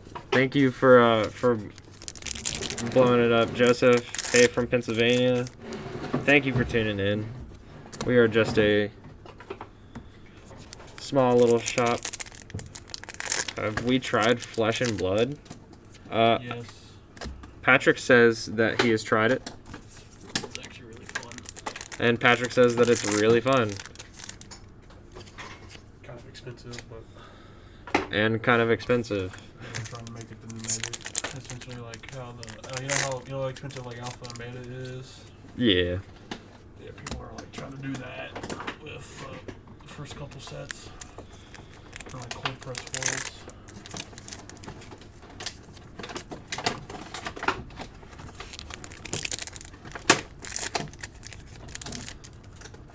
What does Marcellus Wallace look like? You? Yeah, Patrick says you. He looks like you. I don't know who said that, but I hope I know them. No. You probably don't. Oh, I just called them a bitch then.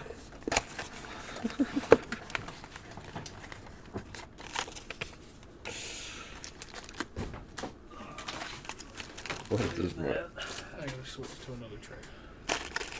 There's, man, I forgot who it is. It's the dude that comes in here and buys the double V boxes. His last name starts with a T. He's got a wallet it's got the bad MFer wallet.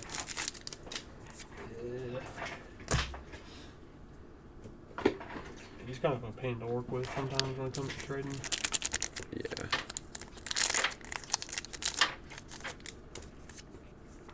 Sometimes, but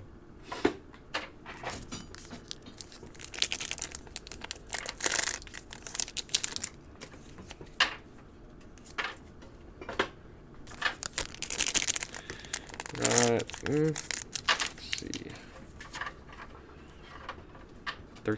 13 boxes left after this one. It's been a slow open this time. I've had talked so much. Chat.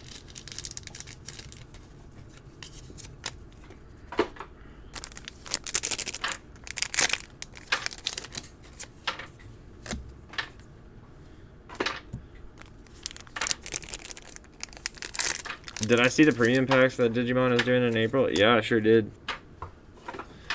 They're freaking sick. And yes, the ASR does look gorgeous. It's definitely got some variance too. There's a lot more gold foiling on it, and there's like the texture on Valkyrian himself is like pretty interesting. It's like a ribbed, like dotted texture. Oh, that's what that was an SVR. You thought it was an SVR? Yeah, how did they stop printing this? The ASRs? I think they're gonna keep doing that chase rarity. I just don't know why they picked Valkyrian as the ASR. They definitely could have done, like, they should have done Fenrir with his original art. Just to crush Genesis players' dreams.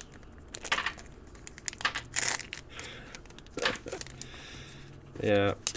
Sorry, Genesis mains. Sorry, Fenrir people.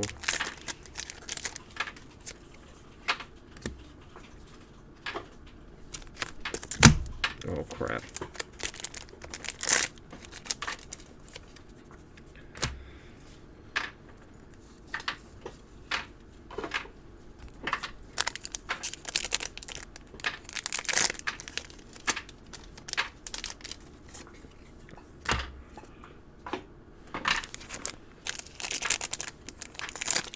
I need some more questions, y'all. I'm so used to talking at this point, talking to the chat, that when the chat is silent, I don't know what to talk about anymore.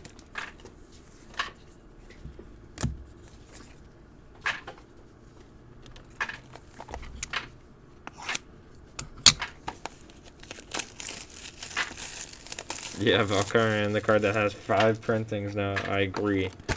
We were talking about this earlier. It's it's a little ridiculous that they chose to give the card with 5 printings and 5 different rarities the ASR slot. Like 1 in 10 cases, 1 in 12 cases,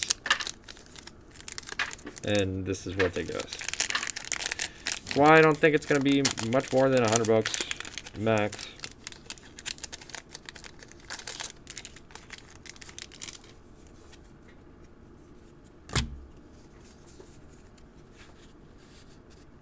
You've gone live twice and failed to get the mic to work?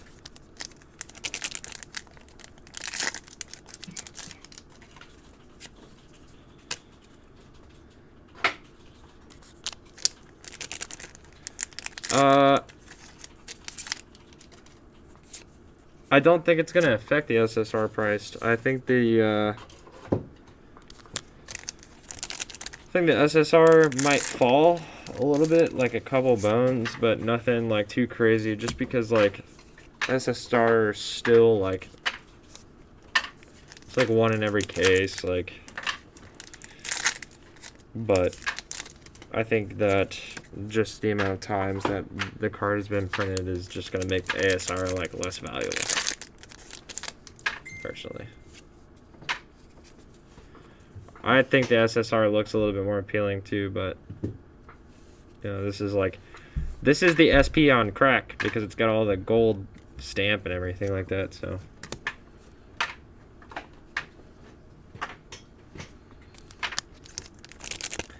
Still bright outside, yeah. Time is it? 5 o'clock? Yeah. 4:53. What's my favorite card?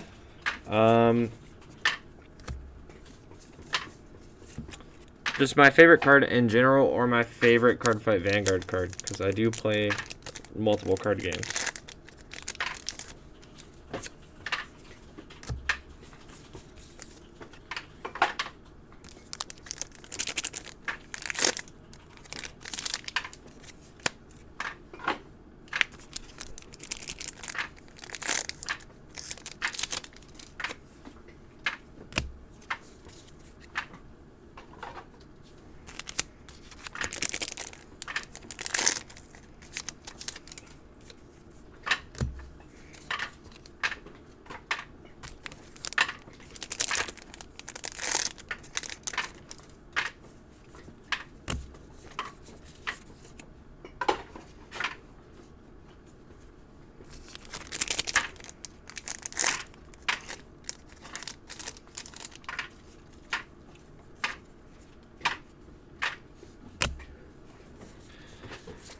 If it was my favorite Vanguard card, I would have to know, like, artwork or skill, like, you know, what's my favorite unit or whatever it is.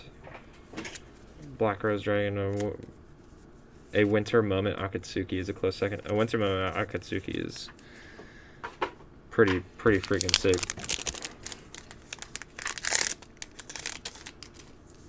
I think if it was my favorite card in general,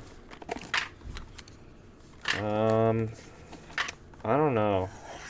That's tough. I might have to come back to that one. My favorite Vanguard card, though, is the original.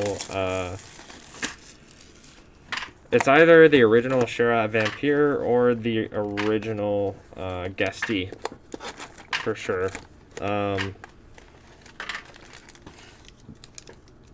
As far as artwork goes. And then my favorite like skill is the Guesty Stride.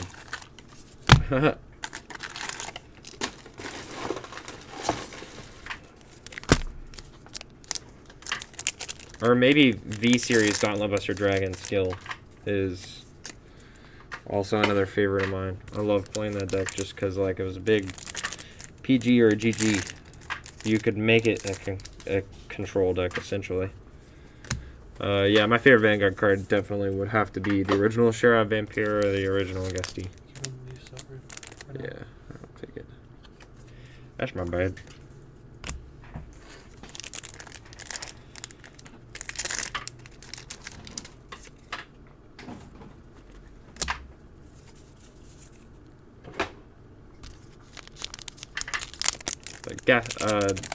Guesty and Sherat are both from the Dark Irregulars clan. Yeah, Luke, I am a Dark Irregular player. It's the clan that I have played the longest in V-Series. I've had Dark Irregulars since NLK in V-Series. And I've updated it to every variant and all that good stuff. Mostly played it in Premium while it was in V-Series, but now I like Sherat in Standard quite a bit, so I play Sherat in Standard and still play like it's mostly still NLK Guesty in Premium. I do run a Sherat in my Premium build, just in case I have the Counterblast to get off that crazy combo. But majority of the time, like, you just don't have 4 Counterblasts that you can spare in that deck. So.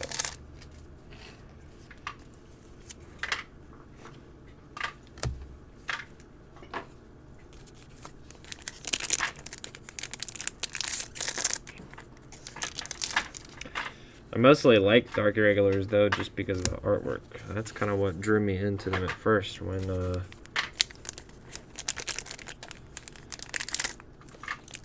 Dustin, I'd say that your most played clan would definitely be Golds. I remember you having that, at least for throughout V-Series, you've had some variation of Gold Paladin at some point, almost always. My second most played and would be Narukami.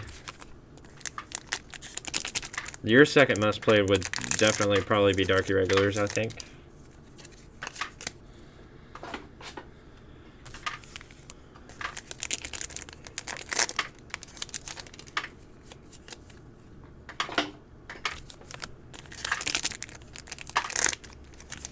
Where's the SPs at, though?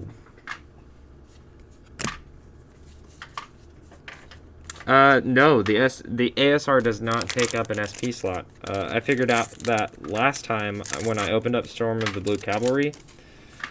Because our ASR was, like, literally in the last box. And I had gotten all of the SPs, and I had thought, or maybe it wasn't. I don't know. I can't remember. Aren't the last 2 SPs in the same box or something? I think I opened up the ASR in the second to last box, and then I was like, "Dang, did that take up the last SP slot?" And then I opened up the last. Opened up the last box, and the SP was there. But the short answer to your question, no, the ASR does not take up an SP slot.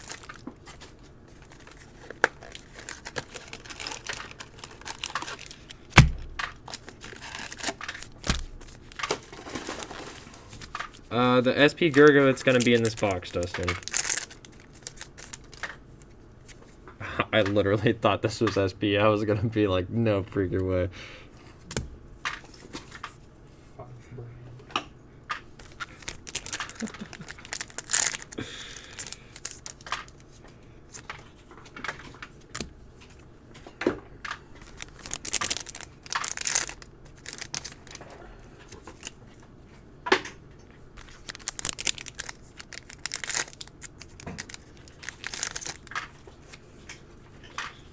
I'll tell you what, I'm ready to eat though.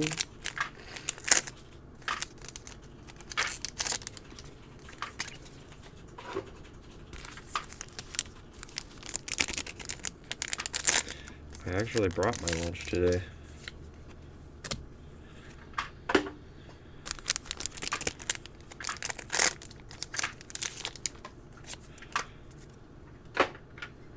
All right. The Genesis Dragon.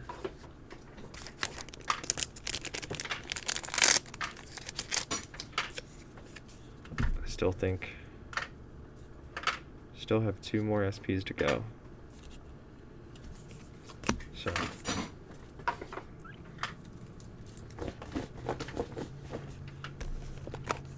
Oh wait, still got way more packs. Got ahead of myself. Thanks for answering those. Checking and King. The only card in this set that was printed as an ASR is the ASR Valkyrian. There is not an ASR Descendant. Best you can do on him is SP.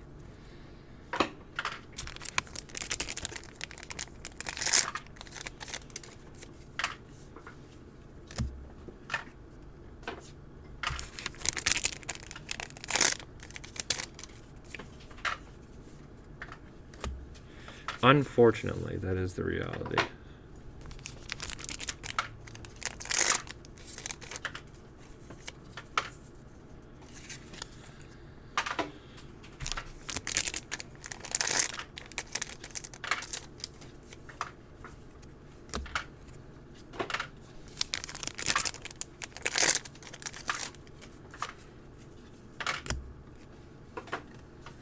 All right.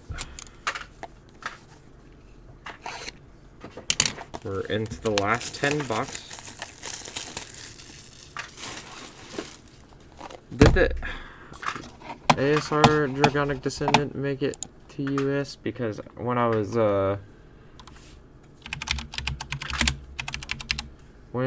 looking at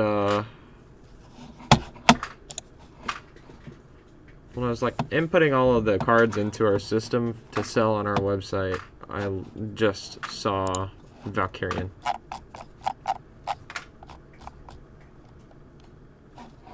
Oh yeah, he totally does. That's absolutely my bad. He is pretty.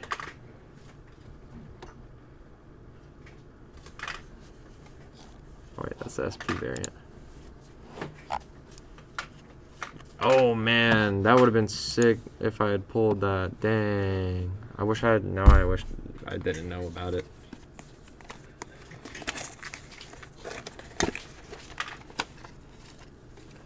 Damn, well, thanks for telling me, guys. Now I feel even more bad about ASR Valkyrian. Alright, back to the bowl keeper. Yeah. Well, maybe I'll eat it and share the video to make Vanguardians mad.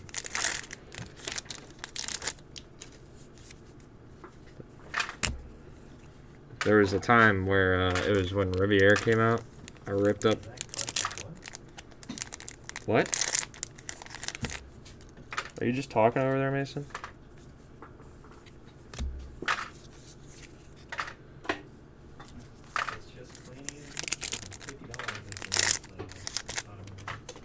Oh, okay.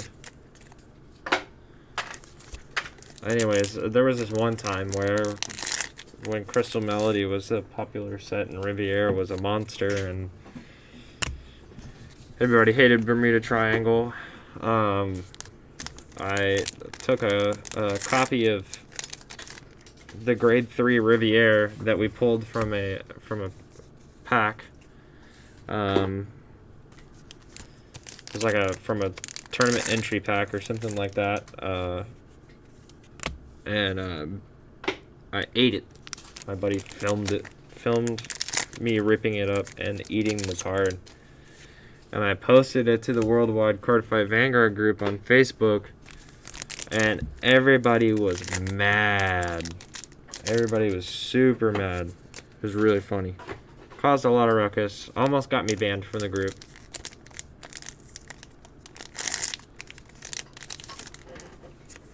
Shoot him out of a cannon. And imagine getting banned by Ron Gold.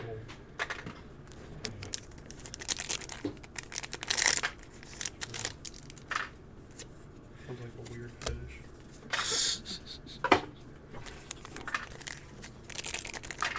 The dude like admins one of the biggest YouTube or video groups on Facebook, and he like puts out the ban hammers pretty left and right on that. He doesn't do it so much in the Vanguardians group. He doesn't. He admins the Vanguardians group, but like, there's a lot of other people that also admin the Vanguardians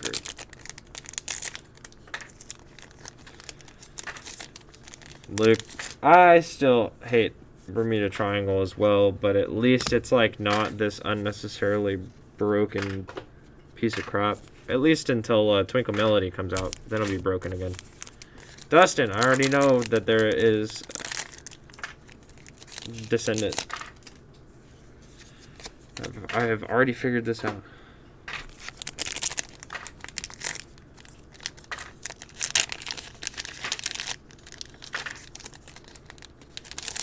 I did it.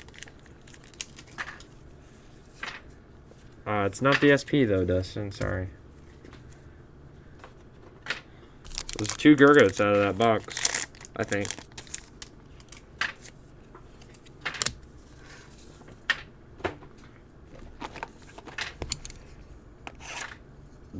Double Gurgot box.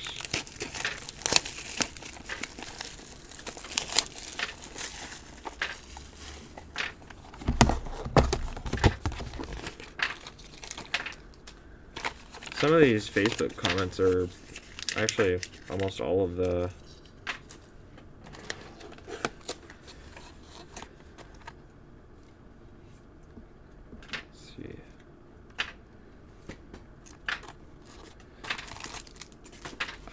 Mr. Who, in English, this was released in 2013.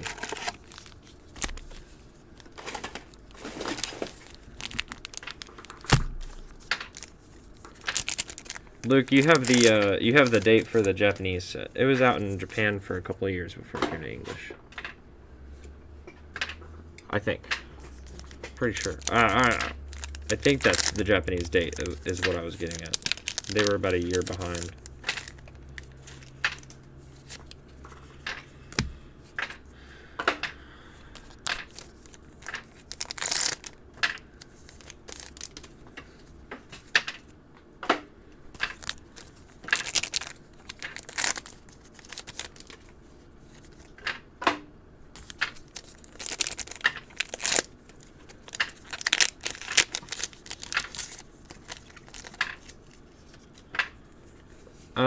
I don't know how much the Angel SP pack is. I do have to like do some research and get the numbers after the stream is over.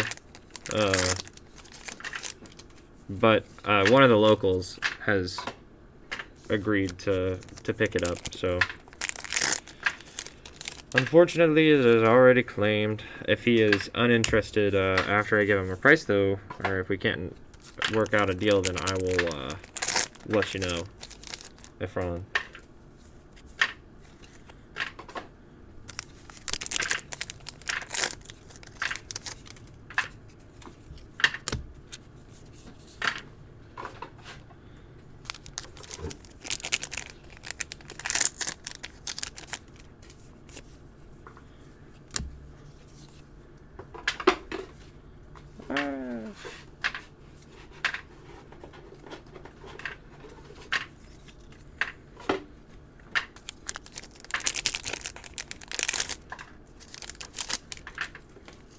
Oh, SP Percival. That's pretty freaking hot.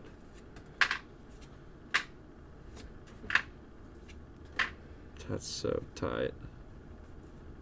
I love SP variants of double R's because it just makes them so much better.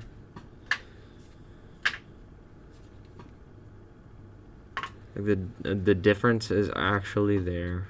So that's super, super sick.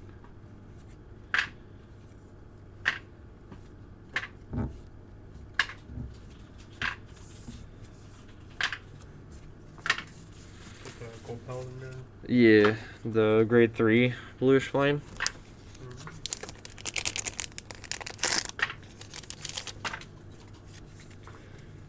I believe that leaves us with one to go.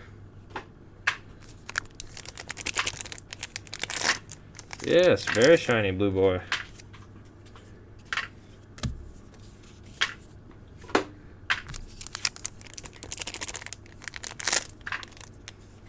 Dang it.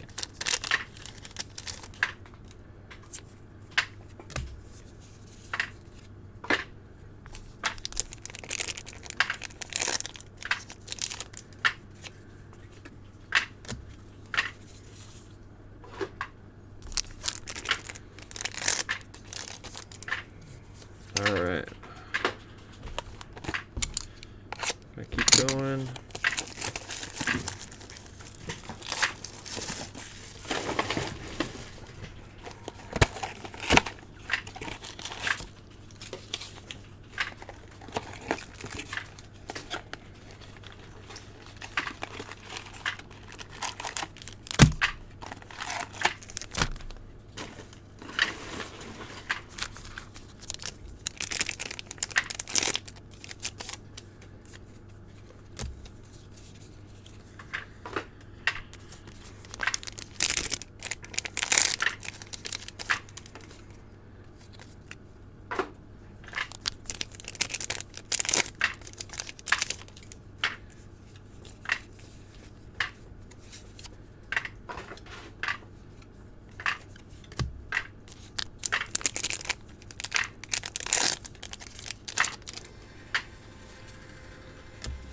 All right.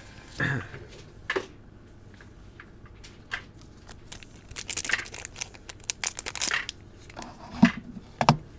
see.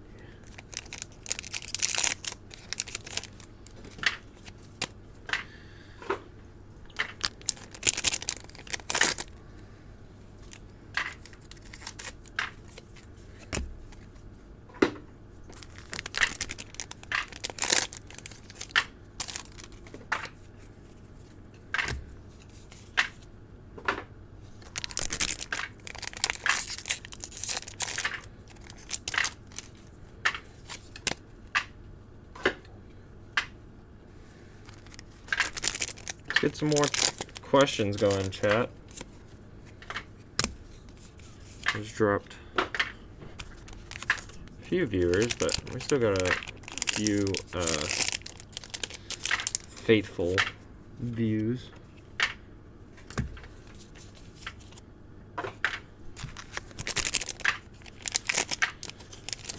And for any of those that have not heard yet, we are Cardinal Gaming. We have Cardfight, Vanguard, Pokemon, Yu-Gi-Oh, Magic the Gathering, all the big ones. And you can go to our website and view our entire inventory of singles. CardinalGaming.com. Grand Ezel Scissors win. Erg TV, I've got 7 boxes after I finish opening this stack of packs. So not that much longer. Looks like it's gonna be a 2.5 hour stream.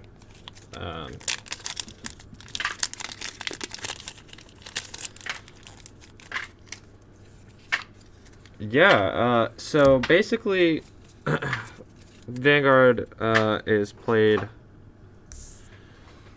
You've got, forget all these for a second. You've got 3 separate circles, and you've got the center forward unit, which is your Vanguard.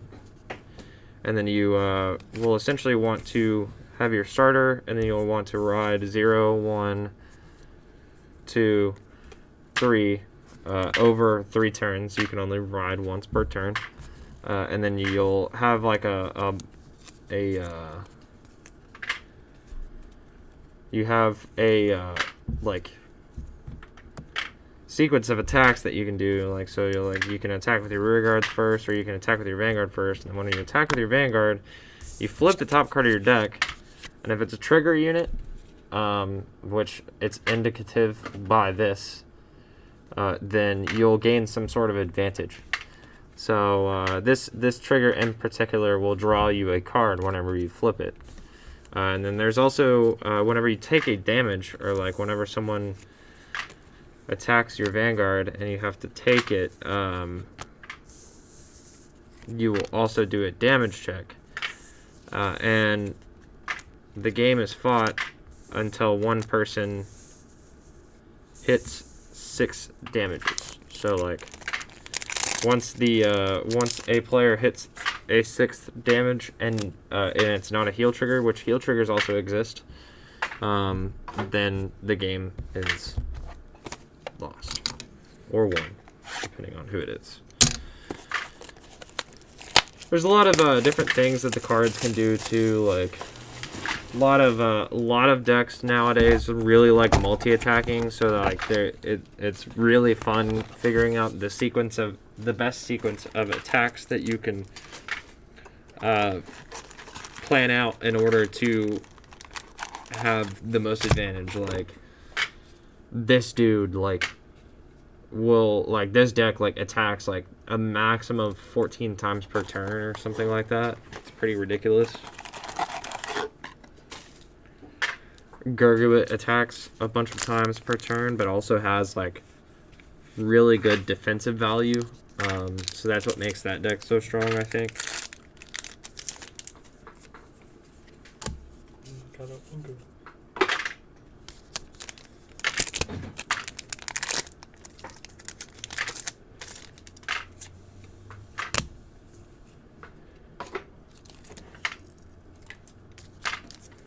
Eric TV, no worries, man. Have fun playing League. That's a fun game. I used to play myself. It was a really, really long time ago. Are old booster boxes investable? Not for Vanguard, unfortunately. I don't think that there is an investor's market for this game, just because there's no it's like, I don't understand. It hasn't been around long enough. It hasn't been around long enough. Like Patrick just said that it hasn't been around long enough. But also like there's no like celebrities that are, so like there's 2 things that make a game investable. Or maybe 3 things. A, it has to like be a franchise that is near and dear to someone's heart, like Pokemon. Or even Magic the Gathering, because a lot of people like grew up playing Magic the Gathering because it's such a freaking old game. It's older than dirt, and like myself, like I grew up playing Magic because the kid across the street from me was playing Magic. So you have that factor, and then another thing is the celebrity factor. Like Pokemon, the market's so crazy right now simply because you had a lot of celebrities get into opening Pokemon on stream, and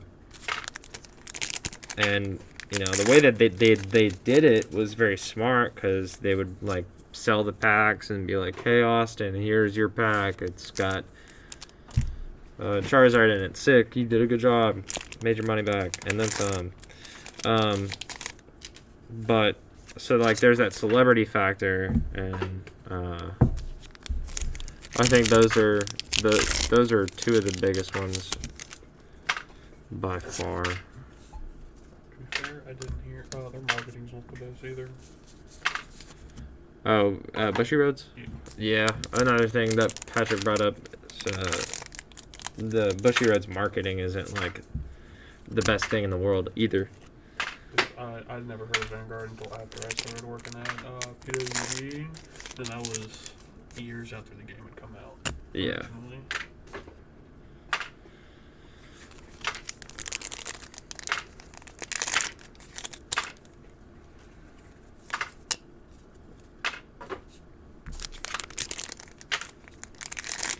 We can talk about it, Dustin. I'll negotiate. Let's see what in that SP Percival, yeah.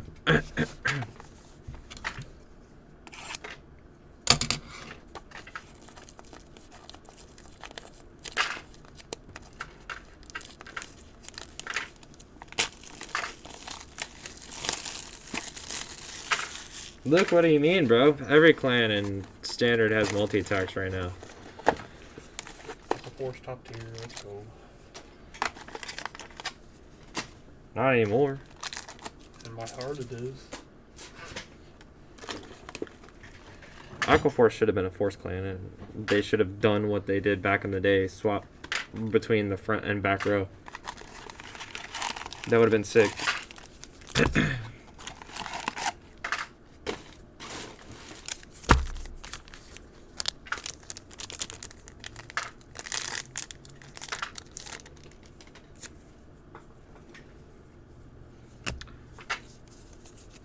Oh, Luke, I understand what you meant. You meant that OTT doesn't have multi-attacks.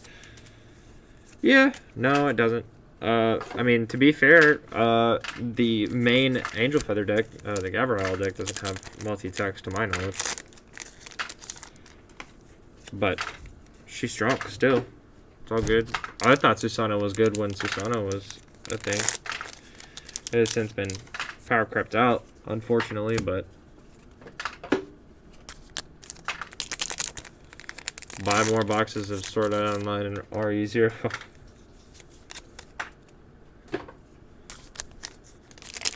You know, it's funny though, because they do really well with the marketing in Japan. It's just that over here in North America, they don't do. I mean, like North America, Europe, they don't do very good marketing, which is a shame. Because I think that with any news on Shining Fates ETBs? Erg, we are waiting for a pre-order allocation from our distributor. Once we have a dead set number of how many we will get, then we'll open our pre-orders. So like the United Kingdom stores that have done pre-orders and stuff like that, they likely got their numbers pretty early on because they have different distributors and all that stuff. Or maybe they didn't even get their numbers and they just took a risk and opened up a certain amount of pre-orders for however many they put in for. It's probably going to be another GameStop situation all over again. Mass canceling everything. Yeah, it definitely could be another GameStop situation where they're going to have to cancel a lot of their pre-orders, and we're trying to avoid doing that. So we will likely have our pre-orders for Shining Fates open somewhere in the middle of January.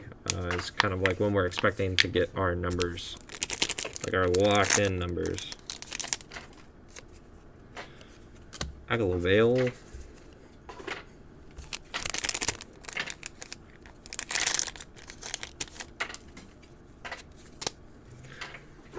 I think it would,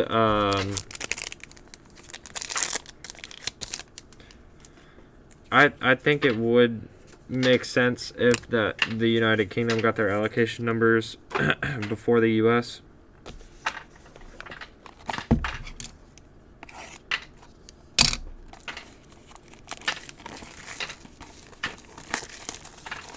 Bushiroad marketing would be amazing in America if more Americans watched Japan Pro Wrestling. It's very true. Bushiroad do be out here with the pro wrestling circuit.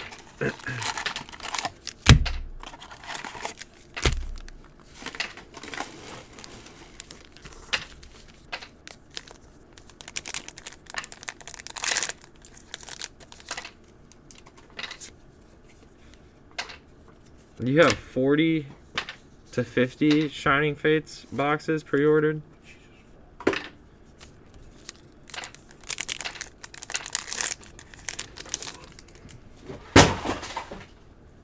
Whoops, my bad. Patrick!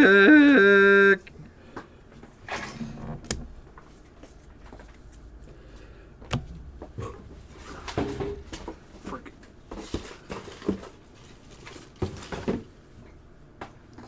Yo. How about right here? So that doesn't happen again.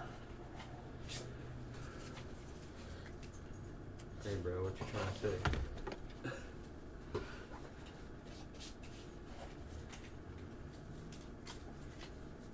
It was going okay. For a long time.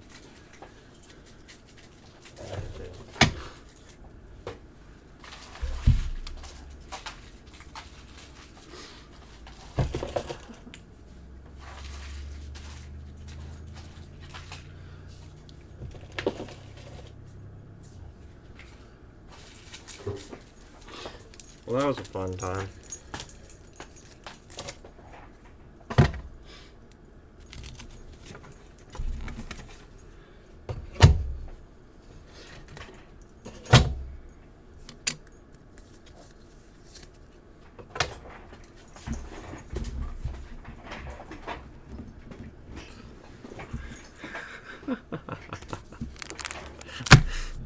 He said, hey, he said, Patrick bringing down the house. That's funny. That's funny.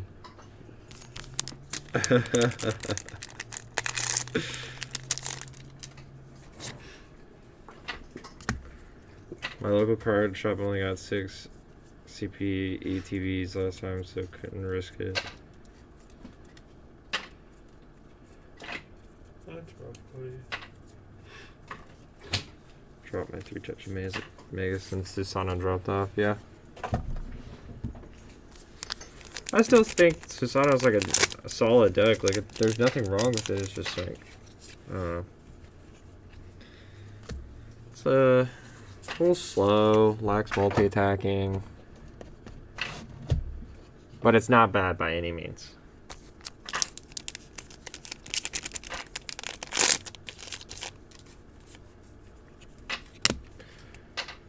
Will I take it to a tournament? Probably not.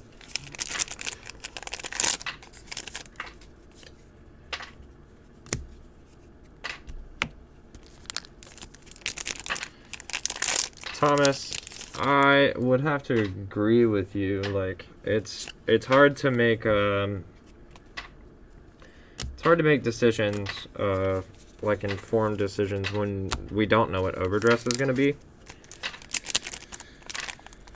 But that's okay. I'm sure, you know, the product reveal stream next month is going to fully explain what it's going to be. I personally don't think it's going to be another product rotation. What's up, Mason? Are we down to 4 boxes? We're down to 4 boxes. Sick, man. Yeah, we're still hanging in there. Hey, here I come. Oh, dang. Like, Yeah, I know. What do you got to say, Mason? what do I have to say? Yeah, what do you have to say? Hi. Oh, look, we got a Twitch chat. Yo, Twitch, what's up? Low Bubba Cool. Hi. Erg TV says, Boss Man is here. Where's he at? Thank God Bossman wasn't here a minute ago. It's all recorded, right? Let's go back and catch it. It is recorded. Quick option deleted. I don't want to get fired.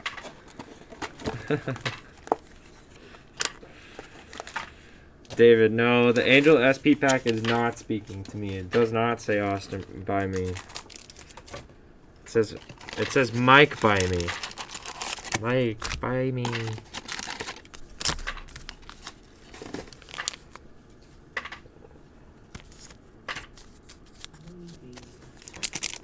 Make a sacrifice to the blood gods. Playing all 6 sanctuary clans with multiple gold paladin decks is rough.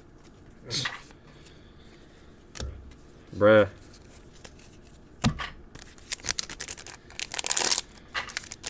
Yeah, there was a time where I had like 13 or 14 decks, and I was just like, man, I don't ever play none of these. I gotta do something with these. You have a Giovanni's Exile that you haven't bought yet. Oh, there's what? Giovanni's Exile online. And What? Cancel it. Cancel it.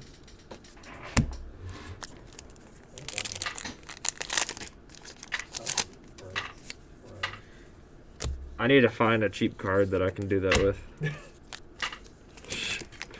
I'm just looking forward to that card finally going out of stock. Make a quick profit. Dude, that would be nuts. Giovanni. I mean, you know, it's like,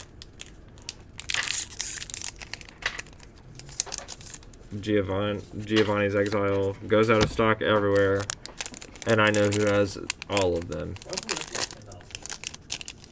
what would you do? Plus, you know how much Like a market, like you know how much you know how much they are PSA 10s now? They're $60. PSA 10 Giovanni. it's a good looking card. You could be sitting on something. Man, we don't even know. Yeah, but how much is it to grade right now? You know, you get done for like, go to CGC, you get it graded for like $15. Not bad. It'll damage all the corners. You'll be like, I don't understand why this graded so rough. Here it is. One that you don't own. Sitting here in the box. Did it actually get sold? Yeah, it's the ASR, David. Cancel it, Mason. You got left on. Sorry. Cancel it. I'm not canceling. Let me get my $2 I will offer 5 on it right now. Shut up. Get out of here. Dustin would not be appreciated. Who? Dustin, that's the guy I'm talking Oh, fuck him. about. We should have 1 SP left.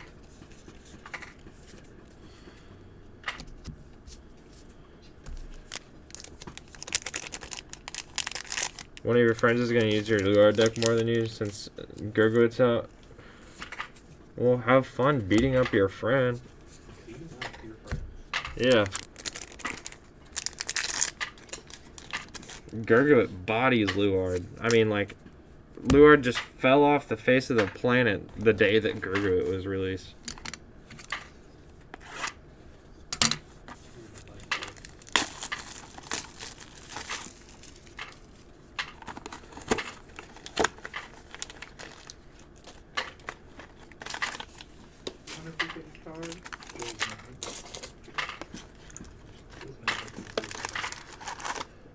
And nobody cares about Bill. This price is $4.20, yo!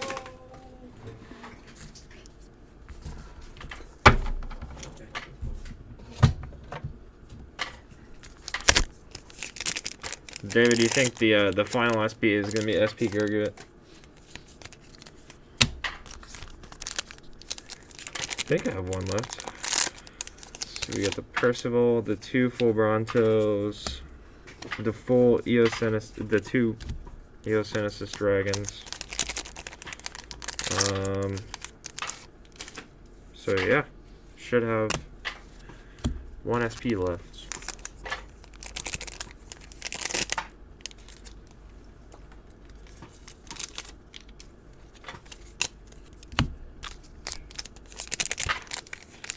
Some of these astral plants came out the pack damaged. Really? Yeah.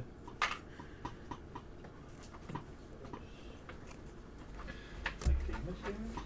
Like, No, it's just a big chip in the corner. Or the side. Oh wow, that's nuts. So apparently these astral planes are coming with a pack defect right there on the corner. Pretty nuts. Never seen that before.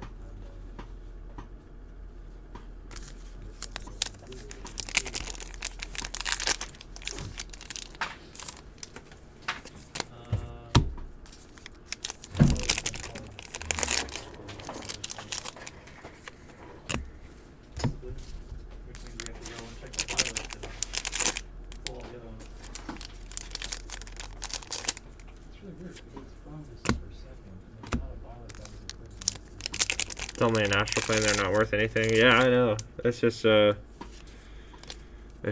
interesting because it's only the astral plane. It's none of the commons and rares. It's definitely not from me ripping the pack, but that's just interesting to me. Yeah, if we didn't approve, there's no flawless on the segment. Spectral Duke looks pretty good. He can restand twice. Yeah, I agree. I think he looks sick. A lot of people are already pairing him up with the Bluish Flame Boys and everything like that. I think he's gonna make a nice, good, balanced deck.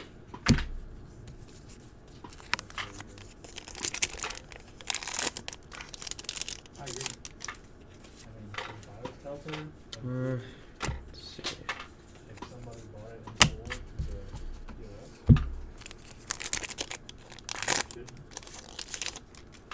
I bet you would. Oh, that's just a rare. Why would someone use the Yeah.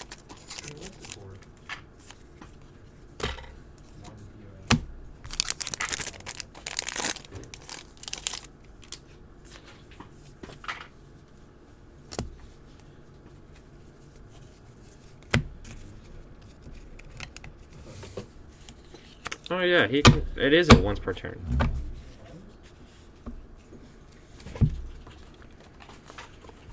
He's still sick nonetheless. I like the fact that he has a limit break skill. Actually, I really like the fact that he has a limit break skill. That's super tight.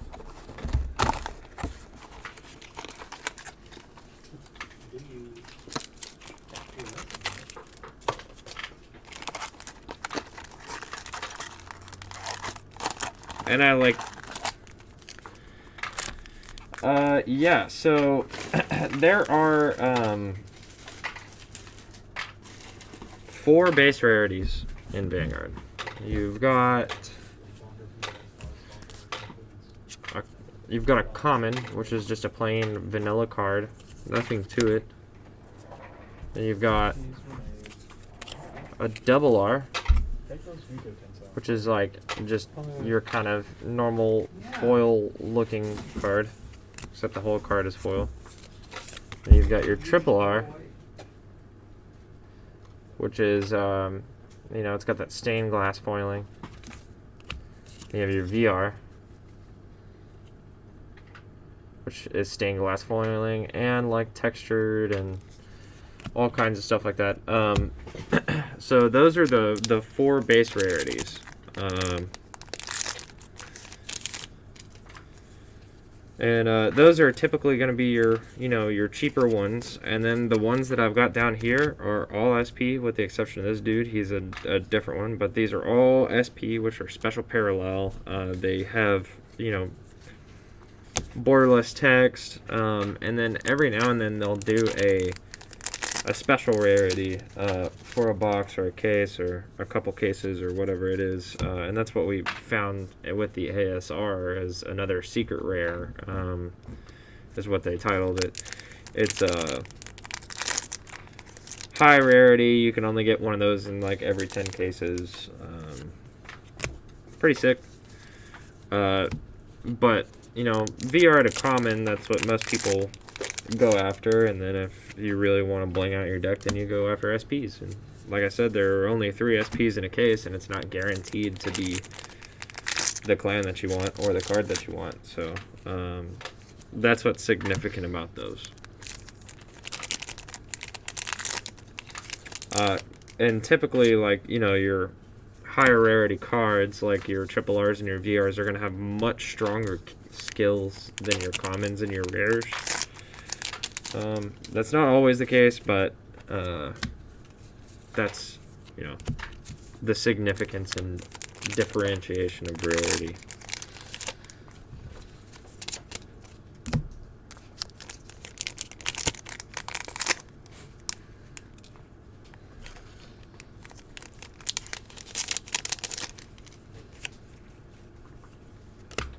Nice little callback to the OG skill.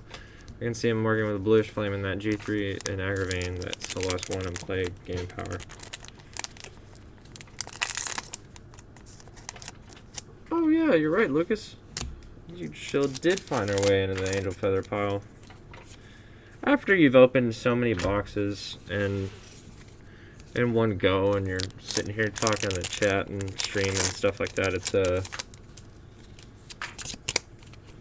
you get a little confused.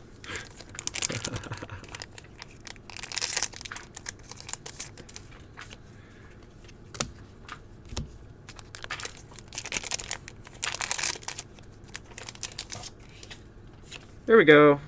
Last one. Black Call and a Cure. Angel Feather. I'll be.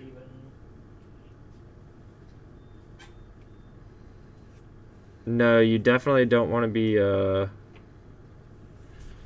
Don't want to be losing the SP with the bulk cards.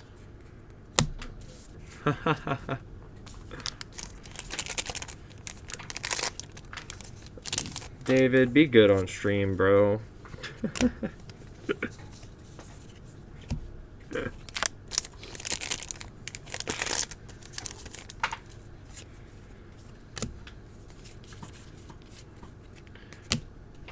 When are you gonna be off work next, fool? Let's hang out and play some Smash. We got Sephiroth come out here soon, so.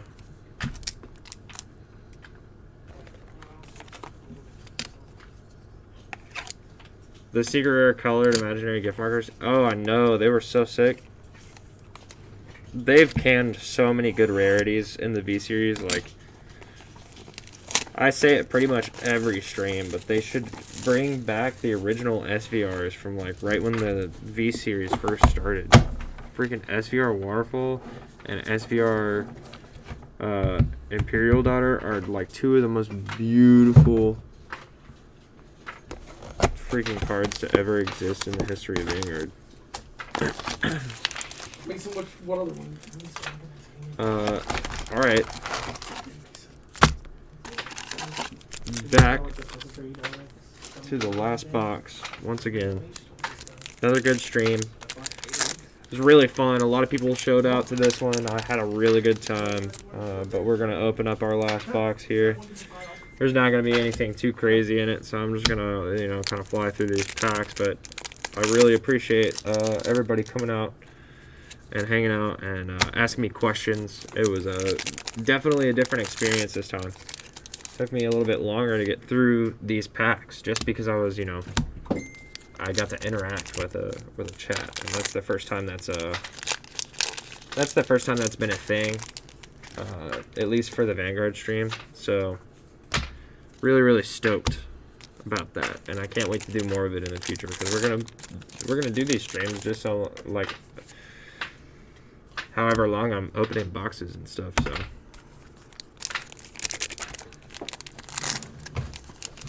Sonic Blade, the Shinamon SVR style, you know, I thought it was okay. They just kind of like reminded me of Legion Rares from back in the day, and they were cool and whatnot, but I definitely like that like OG like colored background. SP Angel Feather pack, let's go. That's right, John Mack. We got the sick SPs. I think the only disappointment was the ASR Valkyrie.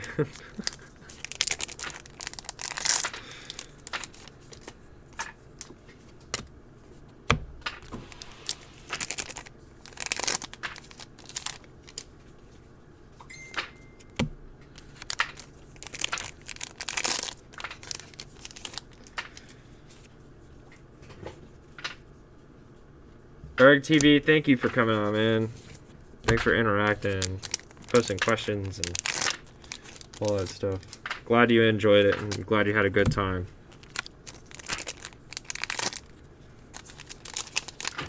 Corn Blonde Ezel and Aichi and Ren Blaster Blade in Dark. Yeah, man. Those are the. I used to have a bunch of the IMR cards. Misaki was like the one protect marker that I just needed to have. I had the one from Q4 and the one from Miyagi Academy.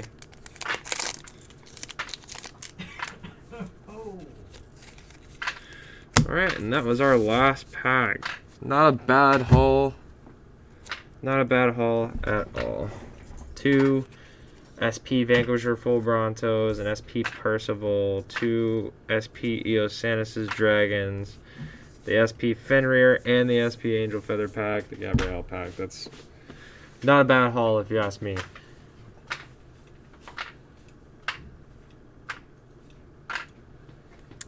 Yeah, Luke and Sonic Blade, I think that it is definitely a crime that they ditched the ORs. I think that so whack that they got rid of that rarity. They've just canned too many good rarities in the V series, so, but rip the Valkyrian, I dare you. No, bruh. I'll still be able to sell it for like something. Don't make that much money off the cases. If I was gonna rip it, I'd have to pay for it. I'm not gonna do that.